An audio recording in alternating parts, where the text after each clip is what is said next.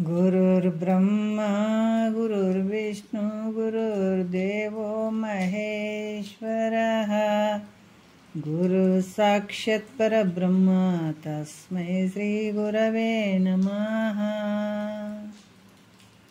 ಶ್ರೀ ಜಗದ್ಗುರು ಸಿದ್ಧಾರೂಢರ ಪಾದಕಮಲಗಳಿಗೂ ಶ್ರೋತ್ರಿಯ ಬ್ರಹ್ಮನಿಷ್ಠ ಸದ್ಗುರು ಬಸವಾನಂದರ ಪಾದಕಮಲಗಳಿಗೂ ಅವರ ಪ್ರತಿರೂಪದಂಥ ನಿಜಗುಣಪ್ಪನವರ ಪಾದಕಮಲಗಳಿಗೂ ನನ್ನ ದೀರ್ಘದಂಡ ಪ್ರಣಾಮಗಳನ್ನು ಸಲ್ಲಿಸುತ್ತಾ, ಎಲ್ಲ ಮಹಾತ್ಮರ ಪಾದಕಮಲಗಳಿಗೂ ನನ್ನ ದೀರ್ಘದಂಡ ಪ್ರಣಾಮಗಳನ್ನು ಸಲ್ಲಿಸುತ್ತಾ, ಮನದಲ್ಲಿ ಸ್ಮರಿಸಿಕೊಳ್ಳುತ್ತಾ, ತಮ್ಮೆಲ್ಲರಿಗೂ ವಂದಿಸುತ್ತಾ, ಇವತ್ತಿನ ಪರಮಾನುಭವ ಬೋಧೆ 4ನೇ ಸಂಧಿ ಒಳಗೆ 8ನೆಯ ಸೂತ್ರ ಶುರುವಾಗ್ತದೆ. ನಿನ್ನೆ ಹಲವಾರು ವಿಚಾರಗಳನ್ನು ಹೇಳಿದರು ಅವರು.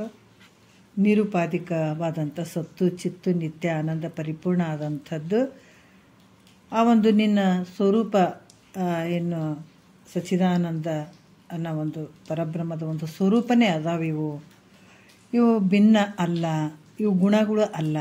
ಗುಣಗಳು ಅಂತಂದ್ರೆ ಒಂದು ಕಾಲದಾಗಿದ್ದು ಇನ್ನೊಂದು ಕಾಲದಾಗ ಇರೋಂಗಿಲ್ಲ, ಆದರೆ ಇವು ನಿನ್ನ ಸ್ವರೂಪನೇ ಅದಾವ ಅಂತ ಹೇಳಿದರು ಅವರು ಹಿಂದಿನ ವಿಚಾರದಲ್ಲಿ. ಈಗ ಏನು ಹೇಳ್ತಾರ, ಈ ಸೂತ್ರದಲ್ಲಿ ಸದಾದಿ ಲಕ್ಷಣಗಳೊಡನೆ ಅಂದ್ರೆ ಸತ್ತು ಚಿತ್ತು ನಿತ್ಯ ಆನಂದ ಪರಿಪೂರ್ಣ ಏನದಾವ ಇವುಗಳ ಲಕ್ಷಣಗಳೊಡನೆ ವರಜಾಗ್ರಾದಿ ಅವಸ್ಥೆಗಳನ್ನು ಹೇಳ್ತಾ ಹೋಗ್ತಾರೆ, ಅದ್ರ ಜೊತೆ ಸಂಬಂಧಪಡಿಸ್ತಾರೆ.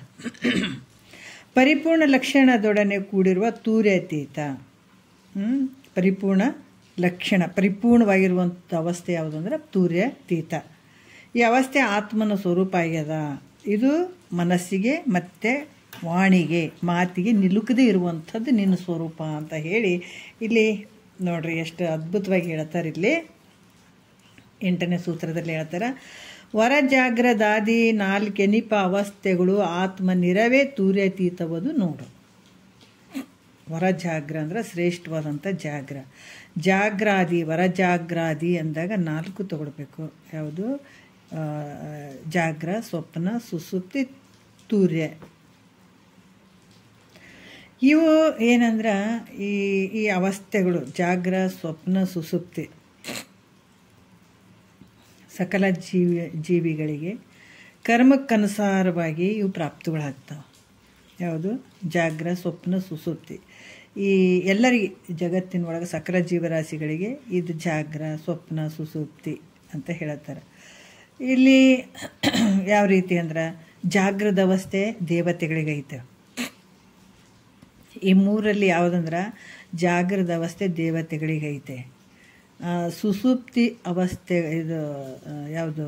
ಸ್ವಪ್ನದ ಅವಸ್ಥೆ ಪ್ರಾಣಿ ಪಕ್ಷಿಗಳಿಗಿರುವಂಥದ್ದು. ಜಾಗ್ರದ ಅವಸ್ಥೆ ಬರೀ ಜಾಗ್ರವಾಗಿರುವಂಥದ್ದು ದೇವತೆಗಳು. ಆಮೇಲೆ ಈ ಒಂದು ಸ್ವಪ್ನದ ಅವಸ್ಥೆ ಅಂದ್ರೆ ಪ್ರಾಣಿ ಪಕ್ಷಿಗಳಿಗೆ ಇವಕ್ಕೆಲ್ಲ ಸ್ವಪ್ನದ ಅವಸ್ಥೆ ಇರ್ತದೆ. ಆಮೇಲೆ ಸುಸುಪ್ತಿ ಅವಸ್ಥೆ ಯಾವುದಕ್ಕೆ ಇರ್ತದೆ ಅಂದ್ರೆ ಈ ಗಿಡ ಮರಗಳಿಗೆ ಗಿಡ ಮರಗಳಿಗೆ ಏನು ಇದದಾವ ಗಿಡ ಮರಗಳು ಏನದಾವ ಇವಕ್ಕೆ ಸುಸುಪ್ತಿ ಅವಸ್ಥೆ ಇರ್ತದೆ. ಆದರೆ ಮನುಷ್ಯನಿಗೆ ಈ 3 ಅವಸ್ಥೆ ಅದ. ಯಾವುದು? ಜಾಗ್ರ ಸ್ವಪ್ನ ಸುಸುಪ್ತಿ. ಇವು ಎಂಥ ಒಂದು ಲೌಕಿಕದ ಬೇರೆ ಬೇಕಾದಷ್ಟು ಏನು ಜನ್ಮವನ್ನು ತೊಗೊಂಡು ಬಂದಿದ್ದಾರಲ್ಲ, ಮನುಷ್ಯ ಜನ್ಮವನ್ನು ತೊಗೊಂಡು ಬಂದಂಥವರಿಗೆ ಈ ಮಾಮೂಲಿ ಜಾಗ್ರ ಸ್ವಪ್ನ ಸುಸುಪ್ತಿ ಅವು ಬರುವಂಥದ್ದು ಹೋಗುವಂಥದ್ದು. ಆದರೆ ಈ ಸುಸುಪ್ತಿಗಳನ್ನು ಜಾಗ್ರಾದಿ ಅವಸ್ಥೆಗಳನ್ನು ಇಲ್ಲಿ ಹೇಳ್ತಾ ಇಲ್ಲ.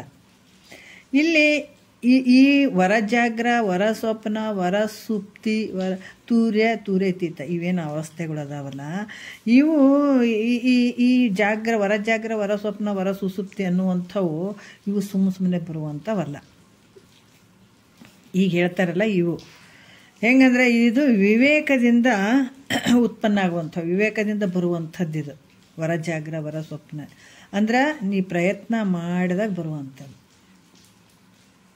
ಪ್ರಯತ್ನ ಮಾಡದೇ ಇದ್ದರೆ ಮಾಮೂಲಿ ಜಾಗ್ರ ಸ್ವಪ್ನ ಸುಸುಪ್ತಿ ಇರ್ತಾವೆ. ಆದರೆ ಇದು ವರ ಜಾಗ್ರ, ಅದಕ್ಕೆ ವಿಶೇಷಣ ಕೊಟ್ಟಿದ್ದಾರಲ್ಲ. ವರ ಅಂತ ಯಾಕೆ ಕೊಟ್ಟಿದ್ದಾರೆ ಅಂದರೆ ಶ್ರೇಷ್ಠ, ಅದು ಶ್ರೇಷ್ಠವಾಗಿರುವಂಥದ್ದು. ನಾವು ನಿಜವಾಗಿ ಈ ಜಾಗ್ರ ಅಂದಾಗ ನಾವು ಎಚ್ಚರಾಗಿಬಿಡ್ತೀವಿ ಅಲ್ಲ, ಮಲಗಿದಾಗೆ ನಾವು ಎಚ್ಚರ ಆದದಕ್ಕೆ ಜಾಗ್ರ ಅಂತ ಹೇಳ್ತೀವಿ. ಕನಸು ಬಿದ್ದದಕ್ಕೆ ನಾವು ಸ್ವಪ್ನ ಅಂತ ಹೇಳ್ತೀವಿ. ನಿದ್ದೆ ಗಾಢವಾದ ನಿದ್ರೆ ಬಂದದಕ್ಕೆ ಸುಸುಪ್ತಿ ಅಂತ ಹೇಳ್ತೀವಿ. ಇವು ನಾವು ನಿಜವಾಗಿ ಎಚ್ಚರ ಆಗಿವೇನು ಅಂದರೆ ನಿಜವಾಗಿ ಎಚ್ಚರ ಇಲ್ಲ. ಅಜ್ಞಾನದಲ್ಲಿ ನಡೆಯುವಂಥ ವ್ಯವಹಾರಗಳಿವು. ಯಾವಾಗ ಜ್ಞಾನಕ್ಕೆ ಬರ್ತೀವಲ್ಲ ಆವಾಗ ಬಂದದಕ್ಕೆ ಇಲ್ಲಿ ಹೇಳ್ತಾರೆ ವರ ಜಾಗ್ರ, ವರ ಸ್ವಪ್ನ, ವರ ಸುಸುಪ್ತಿ ಅನ್ನುವಂಥವು ಇವು ಬೇರೆಯೇ ಅದಾವೆ. ಇವು ಯಾವಾಗ ನಾವು ಪ್ರಯತ್ನ ಪಡ್ತೀವಿ ಆವಾಗ ಇವು ಆಗುವಂಥವು, ಇಲ್ಲಾಂದ್ರೆ ಆಗಂಗಿಲ್ಲ. ಮತ್ತು ಈ ಅವಸ್ಥೆಗಳಿಗೆ ಇವು ಹೆಂಗದಾವ ಬೇರೆಯೇ ಅದಾವೆ. ವರ ಜಾಗ್ರ, ವರ ಸ್ವಪ್ನ, ವರ ಸುಸುಪ್ತಿ ಹೆಂಗದಾವ, ಈ ನಾವು ಮಾಮೂಲಿ ಜಾಗ್ರ ಸ್ವಪ್ನ ಸುಸುಪ್ತಿ ದಿನ ಅನುಭವಿಸ್ತೀವಲ್ಲ ಇವಕ್ಕೆ ವಿಲಕ್ಷಣವಾಗಿರುವಂಥವು ಅದಾವೆ. ಅದರಿಂದ ಇಲ್ಲಿ ವರ ಅನ್ನುವಂಥದ್ದು ಶ್ರೇಷ್ಠವಾದಂಥದ್ದು ಅಂತ ವಿಶೇಷಣವನ್ನು ಕೊಟ್ಟಿದ್ದಾರೆ. ಇವುಗಳಲ್ಲಿ ಈ ಜಾಗ್ರ ಸ್ವಪ್ನ ಸುಪ್ತಿ ಅಂತ ತೂರಿ ಅಂತ ಅದಾವಲ್ಲ ಇವು 4 ಅವಸ್ಥೆಗಳು. ಯಾವುದು? ಜಾಗ್ರ, ಸ್ವಪ್ನ, ಸುಪ್ತಿ ಮತ್ತು ತೂರಿ ಅವಸ್ಥೆ. ಇವು 4 ಅವಸ್ಥೆ ನೋಡ್ರಿ. ಇವು 4 ಅವಸ್ಥೆ ಅದಾವಲ್ಲ ಅಲ್ಲಿ ವೃತ್ತಿಗಳು ಇರ್ತಾವಲ್ಲಿ, ವೃತ್ಯಾತ್ಮಕಗಳಾಗಿರುವುದರಿಂದ ಇವು ಹೆಂಗದಾವ? ಅನಿತ್ಯದಿಂದ ಅದಾವ, ಅನಿತ್ಯಗಳಿಂದ ಇರುವಂಥದ್ದು.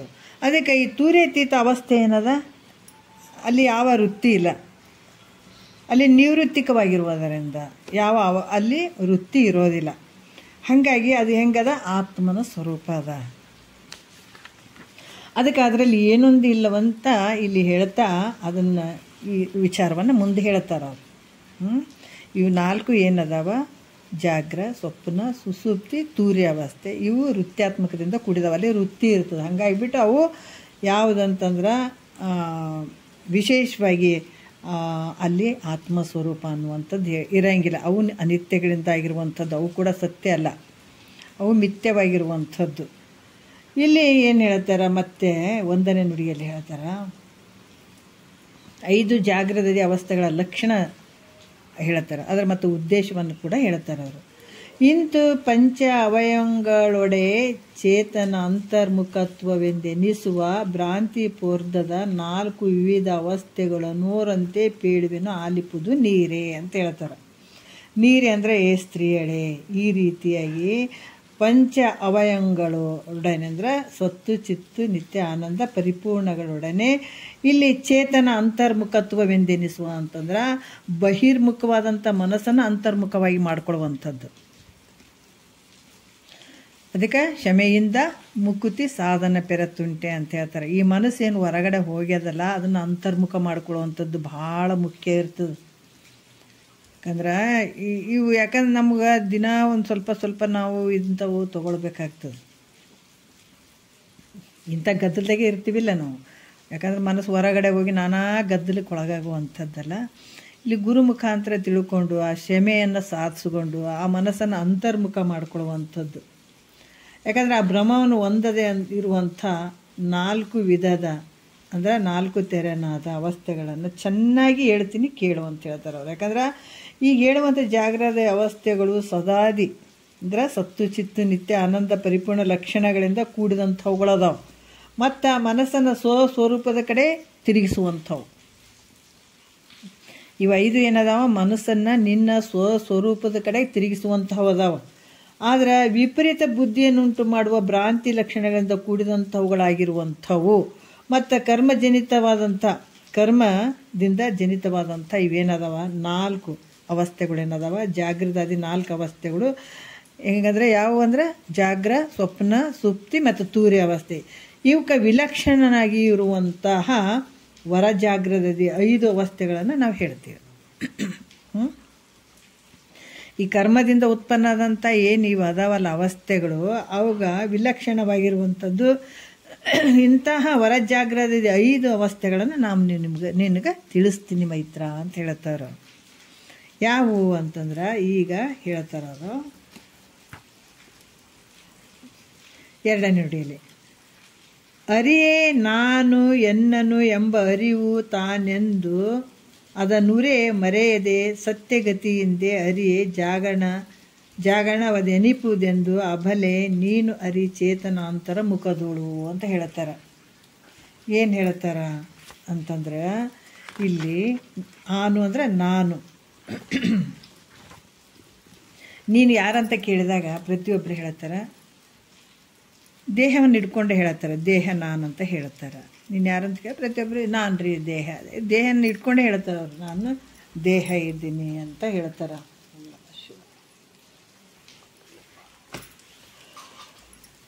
ಅದಕ್ಕೆ ಈ ರಕ್ತ ಮಾಂಸ ಅಸ್ಥಿಗಳಂತ ಕೂಡಿರುವಂತಹ ನೀ ದೇಹ ಅಂತ ಹೇಳ್ತೀಯಲ್ಲ, ಇಷ್ಟೆಲ್ಲ ರಕ್ತ ಮಾಂಸ ಈ ಎಲುಬು ಇವೆಲ್ಲವುಗಳಿಂದ ಕೂಡಿದಂಥ ದೇಹ ನೀನು ಹೆಂಗಾಗ್ತಿ ಅಂತ ಕೇಳಿದಾಗ ಅದಕ್ಕೆ ಆತ ಹೇಳ್ತಾನೆ, ಇಲ್ಲ ಈ ರಕ್ತ ಮಾಂಸಾದಿ ಏನದಾವ ಇವು ಅಪವಿತ್ರವಾದಂಥದ್ದು ಶರೀರಗಳು. ಯಾಕಂದ್ರೆ ಮಲಮೂತ್ರದಿಂದ ಕೂಡಿದಂಥ ಶರೀರ ಇದು ಭಾಳ ಚಂದ ಐತೇನು ಅಂದರೆ ಇಲ್ಲ. ಯಾಕಂದರೆ ಇದ್ರಾಗ ಬರೀ ಮಲಮೂತ್ರದಿಂದ ಕೂಡಿದಂಥದಕ್ಕೆ ಇದೇ ನಾನು ಅನ್ಕೊಂತ ಕುಂತೀವಿ.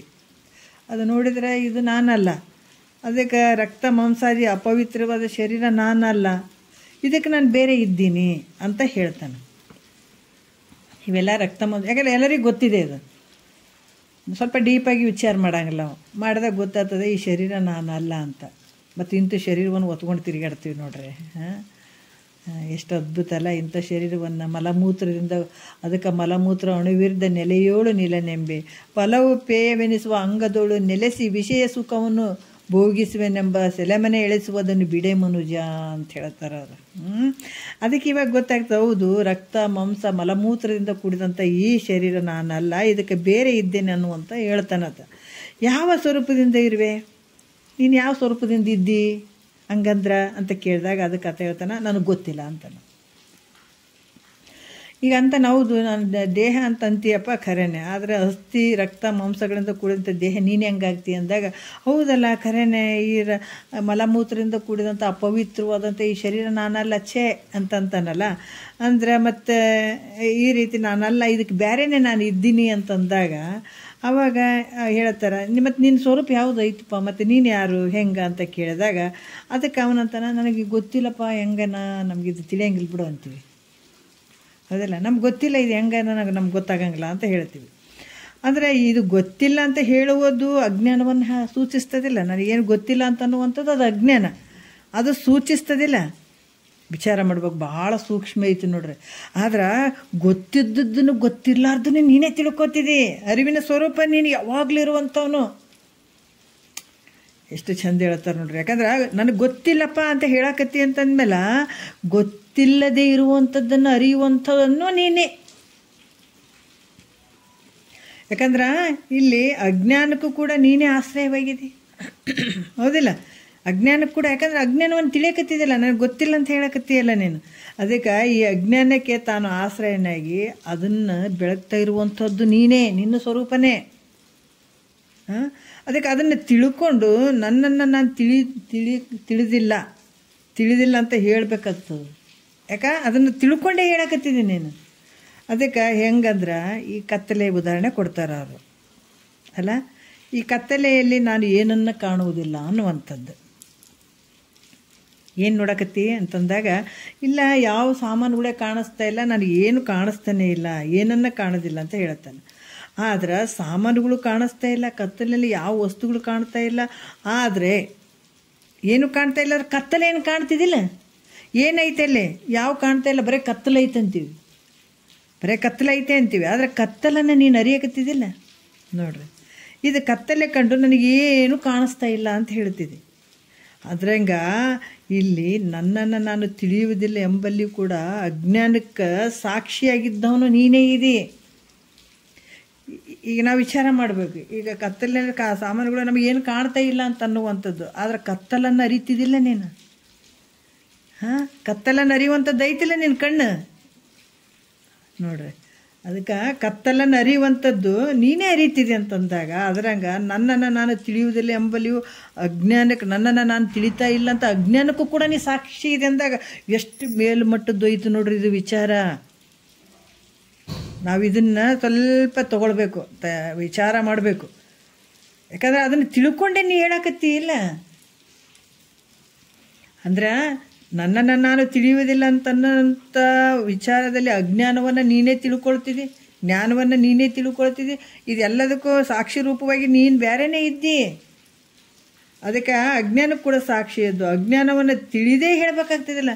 ಈಗ ನನಗೇನು ಕಾಣವಲ್ದಂತ ಅದನ್ನು ತಿಳಿದಿಡ್ಬೇಕಾಗ್ತದೆ. ಬರೀ ಕತ್ತಲಾದಂತೂ ಕೂಡ ಕತ್ತು ನೀ ತಿಳಿಯುವಂಥವು ನೀದೆಲ್ಲ ನೀನು ಎರಡನ್ನ ನೀನೇ ತಿಳ್ಕೊಳಕತ್ತಿದೆ. ಅಂದಮೇಲೆ ಅಜ್ಞಾನಕ್ಕೆ ಸಾಕ್ಷಿ ಇದ್ರೇ ತಿಳಿಲಿಕ್ಕೆ ಬರ್ತದೆ. ಇದು ನನಗೇನು ಕಾಣ್ತಾ ಇಲ್ಲ, ಕತ್ತಲು ಕಾಣಿಸ್ತಾ ಇದೆ, ಕತ್ತಲಕ್ಕೂ ಕೂಡ ನೀನು ಸಾಕ್ಷಿ ಆದವನಿದೆ, ಎರಡಕ್ಕೂ ಸಾಕ್ಷಿಯಾಗಿರುವಂಥವು ನೀನು. ಅದಕ್ಕೆ ಸಾಕ್ಷಿ ಆದ್ರೇ ನನಗೇನು ತಿಳಿತಾ ಇಲ್ಲ, ನನಗೇನು ಕಾಣ್ತಾ ಇಲ್ಲ, ನನ್ನನ್ನು ನಾನು ತಿಳಿದಿಲ್ಲ ಅಂತ ಈ ರೀತಿ ತಿಳಿಲಿಕ್ಕೆ ಬರ್ತದ. ಭಾಳ ಎಷ್ಟು ಒಂದು ವಿಚಾರ ಹೇಳ್ತಾರೆ ನೋಡ್ರಿ. ಅಂದ್ರೆ ಅರಿವಿನ ಸ್ವರೂಪನೇ ನೀನು, ಎಲ್ಲವನ್ನ ಅರಿಯುತ್ತಿದ್ದಿ. ಅದಕ್ಕೆ ಇಲ್ದಿದ್ರೆ ಬರ್ತದೆ. ಅದರಿಂದ ತನ್ನ ಇರುವಿಕೆಯೊಡನೆ ಕೂಡಿರುವ ತನ್ನ ಸ್ವಸ್ವರೂಪ, ತಾನು ಯಾವಾಗಲೂ ಇರುವಂಥದ್ದು ಸ್ವಸ್ವರೂಪ, ನನ್ನ ಸ್ವರೂಪ ಆದಂಥ ಈ ಜ್ಞಾನವು ಅಂತರ್ಮುಖವಾದ ಮನಸ್ಸಿನಿಂದ ಕೂಡಿರುವಂಥದ್ದು. ಅಂತರ್ಮುಖ ಏನು ಆಗಿ ಆ ಜ್ಞಾನಾಕಾರವನ್ನು ಹೊಂದ್ಕೊಂಡಿರ್ತದಲ್ಲ, ಅಂತರ್ಮುಖವಾದ ಮನಸ್ಸಿನಿಂದ ಕೂಡಿರುವ ಕಾರಣಕ್ಕೆ ಈ ರೀತಿ ತಿಳ್ಕೊಂಡೋದಕ್ಕೆ ಏನು ಅಂದ್ರೆ ವರಜಾಗ್ರ ಅಂತಾರೆ. ಇದಕ್ಕೆ ಎಚ್ಚರಿಕೆ ಸ್ಥಿತಿ ಅಂತಾರೆ. ಇದು ನಾವೇನು ಮಕ್ಕೊಂಡ್ಗಳನ್ನ ಎಚ್ಚರ ಆಗಿಬಿಡ್ತದೆ ನೋಡ್ರಿ, ಎಚ್ಚರ ಹತ್ಕೊಂಡು ನಾವು ಎಚ್ಚರಾಗಿವ್ರಿ ಅಂತ ಹಂಗಲ್ಲ. ಇದು ಈ ರೀತಿ ಅಂದ್ರೆ ಅಜ್ಞಾನವನ್ನು ಕೂಡ ನಾನೇ ತಿಳ್ಕೊಳ್ತೀನಿ, ನಾನು ಅರಿವಿನ ಸ್ವರೂಪ ಇದ್ದೀನಿ. ಅಜ್ಞಾನವನ್ನು, ಈ ಮರೆವೆಯನ್ನು ಕೂಡ ನಾನೇ ತಿಳ್ಕೊತೀನಿ, ಕತ್ತಲೆಯನ್ನು ನಾನೇ ತಿಳ್ಕೊತೀನಿ ಅಂತ ನಾವು ಹೆಂಗೆ ಅಂತೀವಿ, ಕತ್ತಲೆನ ಕೂಡ ನೋಡೇ ಹೇಳ್ತಿ ಅಂತಂದಾಗ ಅದರಂಗ ಇಲ್ಲಿ ಕೂಡ ನನ್ನನ್ನು ನಾನು ತಿಳಿದಿಲ್ಲ ಅಂತನ್ನುವಂಥ ಅಜ್ಞಾನವನ್ನು ಕೂಡ ನಾನು ಅದು ತಿಳಿದೇ ಹೇಳ್ತೀನಿ ಅಂತಂದರೆ ಇಂಥ ಒಂದು ಸ್ವಸ್ವರೂಪದ ಜ್ಞಾನ, ಇದು ಅಂತರ್ಮುಖವಾದ ಮನಸ್ಸಿನೊಡನೆ ಕೂಡಿರುವಂಥದಕ್ಕೆ, ಇದು ಈ ಭಾವ ಇರುವಂಥದಕ್ಕೆ ಇದಕ್ಕೆ ವರಜಾಗ್ರ ಅಂತ ಹೇಳ್ತಾರೆ. ಈ ವರಜಾಗ್ರ ಇದು ಶ್ರೇಷ್ಠವಾದಂಥ ಎಚ್ಚರಿಕೆ ಅಂತ ಹೇಳ್ತಾರೆ. ನಮ್ಗೆ ಅಪ್ಪನ ಮಕ್ಕಳಿಗಾನೆ ಮುಂಜಾನೆ ಎದ್ದುಗಾನೆ ಎಚ್ಚರಿಕೆ ಆಯ್ತು. ಅದು ಎಚ್ಚರಿಕೆ ಅಲ್ಲ, ಅದು ನೀ ಎದ್ದವನಲ್ಲ, ಬಿದ್ದವನಲ್ಲ, ನೀನು ಏನೇನಿಲ್ಲ, ಸುಮ್ಮನೆ ಅವು ಏನಿ ಸಾಯ್ತೀನಿ ಉಡ್ತೀನಿ ಅವೆಲ್ಲ ಯಾವ ಲೆಕ್ಕನೇ ಇಲ್ಲಪ್ಪ ನಿನಗೆ. ಅಲ್ಲ ಕನಸ್ನಾಗ ನಡೆದಂಥ ವಿಚಾರ ಅಂತ ಹೇಳ್ತಾರೆ ಅವರು. ಕನಸ್ನಾಗ ನಡೆದು ಸತ್ಯ ಅದವನು, ನೀ ಯಾವ ಹುಟ್ಟವನಲ್ಲ, ಸಾಯವನಲ್ಲ, ಇಷ್ಟು ಗದ್ದಲಕ್ಕೆ ಬೀಳೋವನೇ ಅಲ್ಲ. ನಿಂದು ಯಾವಾಗಲೂ ಇರುವಂಥನು, ಸುಮ್ಮನೆ ನೀನು ಗದ್ದಲಕ್ಕೆ ಬಿದ್ದಿದೆ ಅಷ್ಟೇ. ಹುಟ್ಟಿದಂಗಾಯ್ತು, ಸತ್ತಂಗಾಯ್ತು, ಬೆಳೆದಂಗಾಯ್ತು, ಉಂಡಂಗಾಯ್ತು, ತಿಂದಂಗಾಯ್ತು, ಮತ್ತು ವಾದಂಗಾಯ್ತು, ಮತ್ತು ಬಂದಂಗಾಯ್ತು. ಕನಸು ಬಿದ್ದಾಗೇನೆ ಕನಸು ಸತ್ಯ ಅಂತಾರೆ ಯಾರಾದ್ರೆ ಇಲ್ಲಲ್ಲ. ಅದ್ರಾಗ ಎಚ್ಚರಿಕೆ ಹೆಂಗಂತಂದರೆ ನಾನು ಎಲ್ಲದರಲ್ಲೂ ನಾನು ಇದ್ದೀನಿ, ಅರಿವನ್ನು ನಾನೇ ಅರಿತೀನಿ, ಜ್ಞಾನವನ್ನು ಕೂಡ ನಾನೇ ತಿಳ್ಕೊಳ್ತೀನಿ, ಮತ್ತು ಮರೆವೆಯನ್ನು ಕೂಡ ನಾನೇ ತಿಳ್ಕೊಳ್ತೀನಿ. ಇದಕ್ಕೆ ಸಾಕ್ಷಿಯಾಗಿರುವಂಥವನು ನಾನು ಬೇರೆಯೇ ಇದ್ದೀನಿ, ಎಲ್ಲವನ್ನು ಅರಿತೀನಿ. ಅಜ್ಞಾನಕ್ಕೂ ಕೂಡ ಸಾಕ್ಷಿಯಾಗಿರುವಂಥವ್ನು ನಾನು ಇದೀನಿ, ಎರಡನ್ನ ತಿಳಿತೀನಿ ಅಂದ್ರೆ ನಾನು ಅರಿವಿನ ಸ್ವರೂಪನೇ ಇದ್ದೀನಿ ಅಂತ ಯಾವಾಗ ಇದು ಅಂತರ್ಮುಖವಾದ ಮನಸ್ಸಿನಿಂದ ಕೂಡಿಕೊಂಡು ಈ ಕಾರಣವನ್ನು ತಿಳಿತಾನ ಅದಕ್ಕೆ ವರಜಾಗ್ರ ಅಂತ ಹೇಳ್ತಾರೆ. ಇದು ಇದನ್ನು ಯಾವಾಗ ತನ್ನ ಮನಸ್ಸಿನಲ್ಲಿ ಗುರು ಮುಖಾಂತರ ಇಲ್ಲಿ ಬರ್ತದ ಅವಾಗ ಇದು ವರಜಾಗ್ರ ಅಂತ ಹೇಳಿಸ್ಕೊಳತ್ತದ. ಇದು ಮತ್ತು ಇಲ್ಲಿ ಇನ್ನೊಂದು ಹೇಳ್ತಾರೆ, ವರಸ್ವಪ್ನ ಅವಸ್ಥೆ ಅಂದರೆ ಹೆಂಗ್ರಿ ಅದು. ಇದೇನು ಕಣ್ಣು ಮುಚ್ಕೊಂಡು ಗಪ್ಪು ಚಿಪ್ಪು ತುಂಬ ಹೊತ್ಕೊಂಡು ಮಕ್ಕೊಂಡು ಎಚ್ಚರ ಆದಮೇಲೆ ಇದು ಅಲ್ಲ. ಇದು ಗುರು ಮುಖಾಂತರ ತಿಳ್ಕೊಂಡಾಗ ಈ ವಿಚಾರಗಳು ಬರ್ತಾವಲ್ಲ, ಬಂದಾಗ ಇದು ವರಜಾಗ್ರ ಅಂತ ಅನಿಸ್ಕೊಳತ್ತದ. ಈಗ ಮೂರನೇ ನುಡಿಯಲ್ಲಿ ಹೇಳ್ತಾರೆ, ಏನು ಹೇಳ್ತಾರೆ, ಜಡಭಾವವುದು ಪಿಂಗಿದ ಅರಿವಿನೋಳು, ಅರಿವನೆ ಎಚ್ಚರಿನೋಳು ಅಜಡ ದೇಹಿಯಾಗಿ ಕಾಣಿಪುದದು ಕೆಡಲುಳ್ಳದರಿಂದೆ ಪುಸಿಯೆಂದು ತಾನರಿದೊಡೆ ಕನಸಾಂತರ ಮುಖದೋಳು ಅಂತ ಹೇಳ್ತಾರೆ. ಯಾವಾಗ ಜಡಭಾವ ಅಂದರೆ ಈ ದೇಹವು ನಾನೆಂಬ ಜಡತ್ವ ಭಾವನೆಯನ್ನು ಬಿಟ್ಟು ಬಿಡುವಂಥದ್ದು. ಈ ದೇಹ ಮತ್ತು ದೇಹಕ್ಕೆ ಕಾರಣವಾದಂಥದ್ದು ಯಾವುದು? ಈ ದೇಹ ಅದ. ದೇಹ ಹುಟ್ಟಿ ಬರುವಂಥದ್ದು ಕಾರಣ ಆಗಿರುವಂಥದ್ದು ಯಾವುದ್ರಿ? ಇವತ್ತು ನಮ್ಮ ಶರೀರಗಳು ಎಲ್ಲ ಬಂದುಬಿಟ್ಟಾವ. ಶರೀರಗಳು ಬಂದಾವಂದ್ರೆ ಇದಕ್ಕೆ ಕಾರಣ ಆಗಿರುವಂಥದ್ದು ಯಾವುದು? ಅಜ್ಞಾನ. ಒಂದು ವೇಳೆ ಅಜ್ಞಾನ ಇರದೇ ಇದ್ದರೆ ನಮ್ಮ ಶರೀರ ಮತ್ತು ಬರ್ತಿರಲಿಲ್ಲ. ಯಾಕೆ ಬಂತು ಅಂದಾಗ ನಮ್ಮ ಅಜ್ಞಾನ, ನಮ್ಮ ಶಿಕ್ಷೆ ನಾವೇ ತೊಗೊಳ್ಬೇಕಿದು. ನಮ್ಮ ಅಜ್ಞಾನದಿಂದನೇ ಈ ಶರೀರ ಬಂದಂಥದ್ದು, ನಮ್ಮ ಅಜ್ಞಾನದಿಂದನೇ ಪಾಪ ಪುಣ್ಯಗಳು ನಡೆದಂಥದ್ದು, ನಮ್ಮ ಅಜ್ಞಾನದಿಂದನೇ ಇಷ್ಟೆಲ್ಲ ಏನು ಹುಟ್ಟು ಸಾವು ಇವೆಲ್ಲ ಬಂದಿರುವಂಥದ್ದು ಯಾವುದರಿಂದ ಅಂದ್ರೆ ನಮ್ಮ ಅಜ್ಞಾನದಿಂದನೇ. ಅದಕ್ಕೆ ಇವೆರಡು ಹೆಂಗದಾವಪ್ಪ ಅಂತಂದ್ರೆ ಜಡಗಳಿಂದ ಕೂಡಿದಂಥವು ಇವೆರಡು. ಯಾವುದು? ದೇಹಕ್ಕೆ ಕಾರಣವಾದಂಥ ಅಜ್ಞಾನ. ಇವೆರಡು ಹೆಂಗದಾವ ಅಂತಂದರೆ ಜಡದಿಂದ ಕೂಡಿದಂಥವು. ಇವುಗಳನ್ನು ಅರಿಯುವಂಥವು ನೀನು ಯಾರು? ನೀನ್ಯಾರು ಅಂತಂದ್ರೆ ಅಜಡ ರೂಪನಾಗಿರುವಂಥವ್ ನೀನು ಅಂದ್ರೆ ನೀನು ಚೈತನ್ಯ ಪುರುಷನಾಗಿರುವಂಥವ್ ನೀನು ಹೆಂಗಿದಿ ಅಜಡ ರೂಪನಾಗಿರುವಂಥವನು ಅನ್ನುವಂಥ ತಿಳಿಯುವಂಥದ್ದು ಜಾಗೃತ ಅವಸ್ಥೆ ಅಂತ ಹೇಳಿದ್ರು ಅವರು. ಹಿಂದಿನ ವಿಚಾರದಲ್ಲಿ ಏನು ಹೇಳಿದರು, ದೇಹಕ್ಕೆ ಕಾರಣವಾದಂಥ ಅಜ್ಞಾನವನ್ನು ಎರಡು ಜಡಗಳಿಂದದಾವ, ಇದನ್ನು ಅರಿಯುವಂಥ ಚೈತನ್ಯ ಪುರುಷ ಅಂತಂದ್ರೆ ಅಜಡ ರೂಪವಾಗಿರುವಂಥವನು ನಾನು ಅಂತ ಯಾವಾಗ ತಿಳ್ಕೊಳ್ತಿದೆ ಅದು ಜಾಗೃತ ಅವಸ್ಥೆ ಅಂತ ಮೊದಲು ಹೇಳಿದರು. ಈಗ ಹಾಗೆ ಅಜಡ ರೂಪನಾಗಿ ಕಾಣುವುದು ಕೂಡ ನಾಶ ಆಗುವಂಥದ್ದು. ಹೆಂಗಂದ್ರೆ ಅಜಡ ರೂಪವಾಗಿ ಇವೆರಡನ್ನ ತಿಳಿಯುವಂಥ ಸಾಕ್ಷಿ ರೂಪವಾಗಿ ನಾನು ಅದಿನಲ್ಲ ಅಂತಾನಲ್ಲ, ಆತ ಇಂಥ ಕಾಣುವವನು ಕೂಡ ನಾಶ ಆಗ್ತಾನಿಲ್ಲ, ಅದು ಕೂಡ ಸುಳ್ಳಾಗ್ತದೆ. ಹೆಂಗೆ ಅಂತಂದ್ರೆ ಅಂತರ್ಮುಖವಾದ ಮನಸ್ಸಿನಿಂದ ಕೂಡಿದ ಈ ಅವಸ್ಥೆಯು ನೋಡ್ರಿ, ಯಾಕಂದ್ರೆ ಇದು ಕೂಡ ಸುಳ್ಳಾಗುವಂಥದ್ದು. ಅರಿಯುವಂಥ ಏನು ಅಜಡ ಇರ್ತಾನಲ್ಲ ಆತ ಕೂಡ ಏನಂದ್ರೆ ತಿಳಿತಿದ್ದೀನಿ ಅಂತ, ಇದಕ್ಕೆ ವಿಲಕ್ಷಣನಾಗಿರುವಂಥ ಸಾಕ್ಷಿ ರೂಪವಾಗಿದ್ದೀನಿ ಅಂತ ಅಂತಾನಲ್ಲ, ಅಜಡ ರೂಪನಾಗಿರ್ತೀನಿ ಅಂತ ಅನ್ನುವಂಥವನು ಕೂಡ ಜಾಗೃತ ಅವಸ್ಥೆಯಲ್ಲಿ ಹೇಳಿದಂಥದ್ದು. ಈಗ ಅಜಡ ರೂಪನಾಗಿ ಕಾಣುವುದು ಕೂಡ ನಾಶವಾಗೋದರಿಂದ ಅದು ಕೂಡ ಸುಳ್ಳಾಗಿರ್ತದೆ. ಎರಡು ಸುಳ್ಳಾಗ್ತಾವೆ. ಹಾಗಾಗಿ ಈ ಅವಸ್ಥೆ ಏನು ಅನಿಸ್ಕೊಳತ್ತದ, ಅಜಡ ರೂಪವಾಗಿರುವಂಥವನು ಕೂಡ ಇಲ್ಲಿ ಸುಳ್ಳು ಅನಿಸ್ಕೊಳತ್ತಾನ. ಅದಕ್ಕೆ ಇದು ಸ್ವಪ್ನಾವಸ್ಥೆ ಅಂತ ಹೇಳಿಸ್ಕೊಳತ್ತದ. ಅಂದ್ರೆ ಅಜಡ ದೇಹಿಯಾಗಿ ಕಾಣಿಸುವುದು ಅಂದ್ರೆ ಅಜಡ ಅಂತಂದ್ರೆ ಜಡತ್ವ ಇಲ್ಲದೆ ಇರುವಂಥದ್ದು, ಅದು ದೇಹಿಯಾಗಿ ಕಾಣಿಸುವಂಥದ್ದು. ಯಾಕೆ ಸುಳ್ಳಾಗ್ತದಂದರೆ ಅದು ಹೆಂಗೆ ಸುಳ್ಳಾಗ್ತದೆ ರೀ? ಅಜಡವಾಗಿರುವಂಥದ್ದು ಎಲ್ಲವನ್ನ ತಿಳಿಯುವಂಥದ್ದು ಸಾಕ್ಷಿ ರೂಪವಾಗಿರುವಂಥದ್ದು ಮತ್ತು ಈ ರೀತಿ ಅರಿಯುವಂಥ ಅಜಡ ರೂಪವಾಗಿರುವಂಥದ್ದು ಹೆಂಗೆ ಸುಳ್ಳಾಗ್ತದ ಅಂತಂದರೆ, ಅದು ಜಡವಾದ ದೃಶ್ಯತ್ವವು ಎಲ್ಲಿವರೆಗುಂಟೋ, ಈ ಶರೀರ ದೃಶ್ಯತ್ವದಿಂದ ಕೂಡೋದಿಲ್ಲ, ಈ ದೃಶ್ಯತ್ವ ಇರುವಂಥ ಶರೀರ ಎಲ್ಲಿವರೆಗೂ ತೋರ್ತದ ಅಲ್ಲಿವರೆಗೂ ಅಜಡ ದೇಹಿಯಾಗಿ ಕಾಣುವ ದೃಷ್ಟತ್ವ ಉಂಟು. ಈ ಶರೀರ ಎಲ್ಲಿವರೆಗೂ ದೃಶ್ಯವಾಗಿ ಕಾಣ್ತದ ಅಲ್ಲಿವರೆಗೂ ಅಜಡನಾದಂಥ ಈ ದೇಹಿಯಾಗಿರುವಂಥ ದೃಷ್ಟತ್ವ ಈಗ ಕಾಣಿಸ್ತದಿಲ್ಲ. ಅದಕ್ಕೆ ಈ ದೃಶ್ಯನೇ ಇಲ್ಲ ಅಂದ ಮೇಲೆ ದೃಷ್ಟ ಎಲ್ಲೋದ ತಿನ್ನು ನಾಶ ಆಗಿಬಿಡ್ತಾನೆ ನೋಡ್ರಿ. ಯಾಕಂತಂದ್ರೆ ಈ ದೃಶ್ಯತ್ವ ಇಲ್ಲದ ಮೇಲೆ ದೃಷ್ಟತ್ವ ಕೂಡ ಅಲ್ಲಿ ಹೋಗ್ಬಿಡ್ತದೆ, ಹೌದಲ್ಲ? ಅದಕ್ಕೆ ಇದು ಪಿತಾ ಪುತ್ರ ನ್ಯಾಯದಂತೆ ಅನಿತ್ಯವಾಗಿರುವಂಥದ್ದು ಅಂತ ಹೇಳ್ತಾರೆ. ಈ ಶರೀರದಾಗೇನು ಕಾಣಿಸ್ತದಿಲ್ಲ, ಶರೀರ ಇದಕ್ಕೆ ಸಾಕ್ಷಿಯಾಗಿರುವಂಥ ವಿಲಕ್ಷಣನಾಗಿರುವಂಥ ಅಜಡ ರೂಪವಾದಂಥ ದೇಹಿಯಾಗಿರುವಂಥವನು ಅದಾನ. ಆದರೆ ಇದನ್ನು ಸುಳ್ಳಾಗ್ತಾನೆ. ಯಾವಾಗ ಆಗ್ತಾನೆ? ಈ ದೃಶ್ಯದಿಂದ ಕೂಡಿದಂಥ ಶರೀರ ಇರೋ ಮಟ್ಟ ಆತ ತೋರ್ದಂಗೆ ಆಗ್ತದೆ. ಆದರೆ ಶರೀರ ನಾಶ ಆಯಿತು ಅಂತಂದಾಗ ಈ ದೃಶ್ಯ ಯಾವಾಗ ನಾಶ ಆಯಿತು ದೃಷ್ಟ ಕೂಡ ನಾಶ ಆಗಿಬಿಡ್ತಾನೆ. ಈ ರೀತಿ ತಿಳ್ಕೊಳ್ಬೇಕಾದಂಥದ್ದು. ಇದು ಅನಿತ್ಯದಿಂದ ಕೂಡಿದಂಥ, ಇದು ಕೂಡ ಅನಿತ್ಯದಿಂದ ಕೂಡ್ಯದ ಅಂತ ಹೇಳ್ತಾರೆ ಅವರು. ಅದಕ್ಕೆ ಅದರಿಂದ ಈ ಅಜಡ ದೃಷ್ಟತ್ವ ಸುಳ್ಳು ಅಂತ ತಿಳಿಯೋದು. ಯಾವಾಗ ಅಜಡವಾಗಿರುವಂಥ ಈ ದ್ರಷ್ಟ ಕೂಡ ಸುಳ್ಳದಾನ ಅಂತ ತಿಳ್ಕೊಳ್ಳುವಂಥದ್ದು ನೋಡ್ರಿ. ಯಾಕಂದ್ರೆ ಈ ವ್ಯವಹಾರ ಮಾಡುವಂಥ ದ್ರಷ್ಟ ಜ್ಞಾನ ರೂಪವಾಗಿರುವಂಥ ದ್ರಷ್ಟ ಬೇರೆ. ಏನು ಈಗ ತೋರ್ತಾನಲ್ಲ ಇವೆಲ್ಲ ವ್ಯವಹಾರಕ್ಕೆ ಕಾರಣ ಆಗಿದಾನ, ಈ ದ್ರಷ್ಟ ಕೂಡ ನಾಶ ಆಗ್ತಾನೆ. ಯಾವಾಗ ಶರೀರ ಇರುವ ಮಟ್ಟ ಈತ ವ್ಯವಹಾರ ಮಾಡ್ದಂಗೆ ಆಗ್ತದೆ, ಆಮೇಲೆ ಈತ ಕೂಡ ನಾಶ ಆಗ್ತಾನೆ. ಹಂಗಾಗಿ ಇದು ಯಾವಾಗ ಈ ಅಜಡ ದ್ರಷ್ಟ ಕೂಡ ಸುಳ್ಳು ಅಂತ ಯಾವಾಗ ತಿಳ್ಕೊತಾನ, ಇದು ಸ್ವಪ್ನಾವಸ್ಥೆ, ಸ್ವಪ್ನಾವಸ್ಥೆ ಅಂದ್ರೆ ಸ್ವಪ್ನಾವಸ್ಥೆ ಅಂತ ಹೇಳ್ತಾರೆ. ಇದು ಅಂದ್ರೆ ಈ ಅರಿಯುವಂಥ ಏನು ವ್ಯವಹಾರ ಇಷ್ಟೆಲ್ಲ ಮಾಡ್ತಾನಲ್ಲ ಈತ ಕೂಡ ಸುಳ್ಳಾಗ್ತಾನ. ದೇಹ ಇರುವವರೆಗೂ ಇದೆಲ್ಲ ವ್ಯವಹಾರ ಮಾಡ್ದಂಗೆ ಆಗ್ತದೆ, ಇದು ಕೂಡ ಸುಳ್ಳಾಗಿಬಿಡ್ತದೆ. ದ್ರಷ್ಟ ಕೂಡ ನೋಡುವಂಥವ್ನು ಕೂಡ ಇಲ್ಲಿ ಸುಳ್ಳಾಗಿಬಿಡ್ತಾನಲ್ಲ. ಅದಕ್ಕೆ ಈ ಭಾವ ಯಾವಾಗ ಇದನ್ನು ತಿಳ್ಕೊಳ್ತಿದ್ದಿ ಅದು ಏನು ಅನಿಸ್ಕೊಳ್ತದ, ಸ್ವಪ್ನಾವಸ್ಥೆ ಅಂತ ಹೇಳಿಸ್ಕೊಳ್ತದದು. ಮತ್ತು ಈಗ ಆತ್ಮನ ಆನಂದದ ಲಕ್ಷಣದ ಬಗ್ಗೆ ಸುಪ್ತಿ ಬಗ್ಗೆ ಹೇಳ್ತಾರೆ. ಇಲ್ಲಿ ಏನು ಹೇಳ್ತಾರ ನೋಡ್ರಿ, ಮರವೆಯಿಂದ ಎಚ್ಚರಾದ ಅರಿವನು ಪುಸಿಯನಲು ಅರಿ ಜಾಗರಣ ಕನಸುಗಳವು ನೆರೆ ತೋರದ ಆನಂದ ಪದವದು ಸುಪ್ತಿ ಎಂದುರೆ ನಂಬು ನೀನು ಅಂಬುಜಾನನೆ ಅಂತ ಹೇಳ್ತಾರೆ. ಏನಂತಾರೆ ಈ ಮೂರನೇ ಇದರಲ್ಲಿ, ಮರವೆಯನ್ನು ಅರಿಯುವಂಥ ಅರಿವು ಜಾಗೃತ ಅವಸ್ಥೆ ಅಂತ ಹೇಳಿದರು. ಯಾಕಂದ್ರೆ ಮರವೆಯನ್ನು ಅರಿಯುವಂಥದ್ದು ಸಾಕ್ಷಿ ರೂಪವಾಗಿ ನಾನು ಬೇರೆ ಇದ್ದೀನಿ ಅಂತ ಅನ್ನುವಂಥ ಭಾವ ಅದು ಜಾಗ್ರ ಅಂತ ಹೇಳಿದರು ಇಂದಿನ ವಿಷಯದಲ್ಲಿ. ಹಾಗೆ ಅರಿಯುವಂಥದ್ದು ಕೂಡ ಹೆಂಗದ, ಇವನ್ನೆಲ್ಲವನ್ನು ಅರಿಯುವಂಥದ್ದು ಕೂಡ ಮಿಥ್ಯೆ ಅಂತ ಹೇಳಿದರು ಅವರು. ಈ ರೀತಿ ತಿಳಿಯುವಂಥದ್ದೇನು ಅಂತಂದ್ರೆ ಸ್ವಪ್ನಾವಸ್ಥೆ ಅಂತ ಹೇಳಿದರು.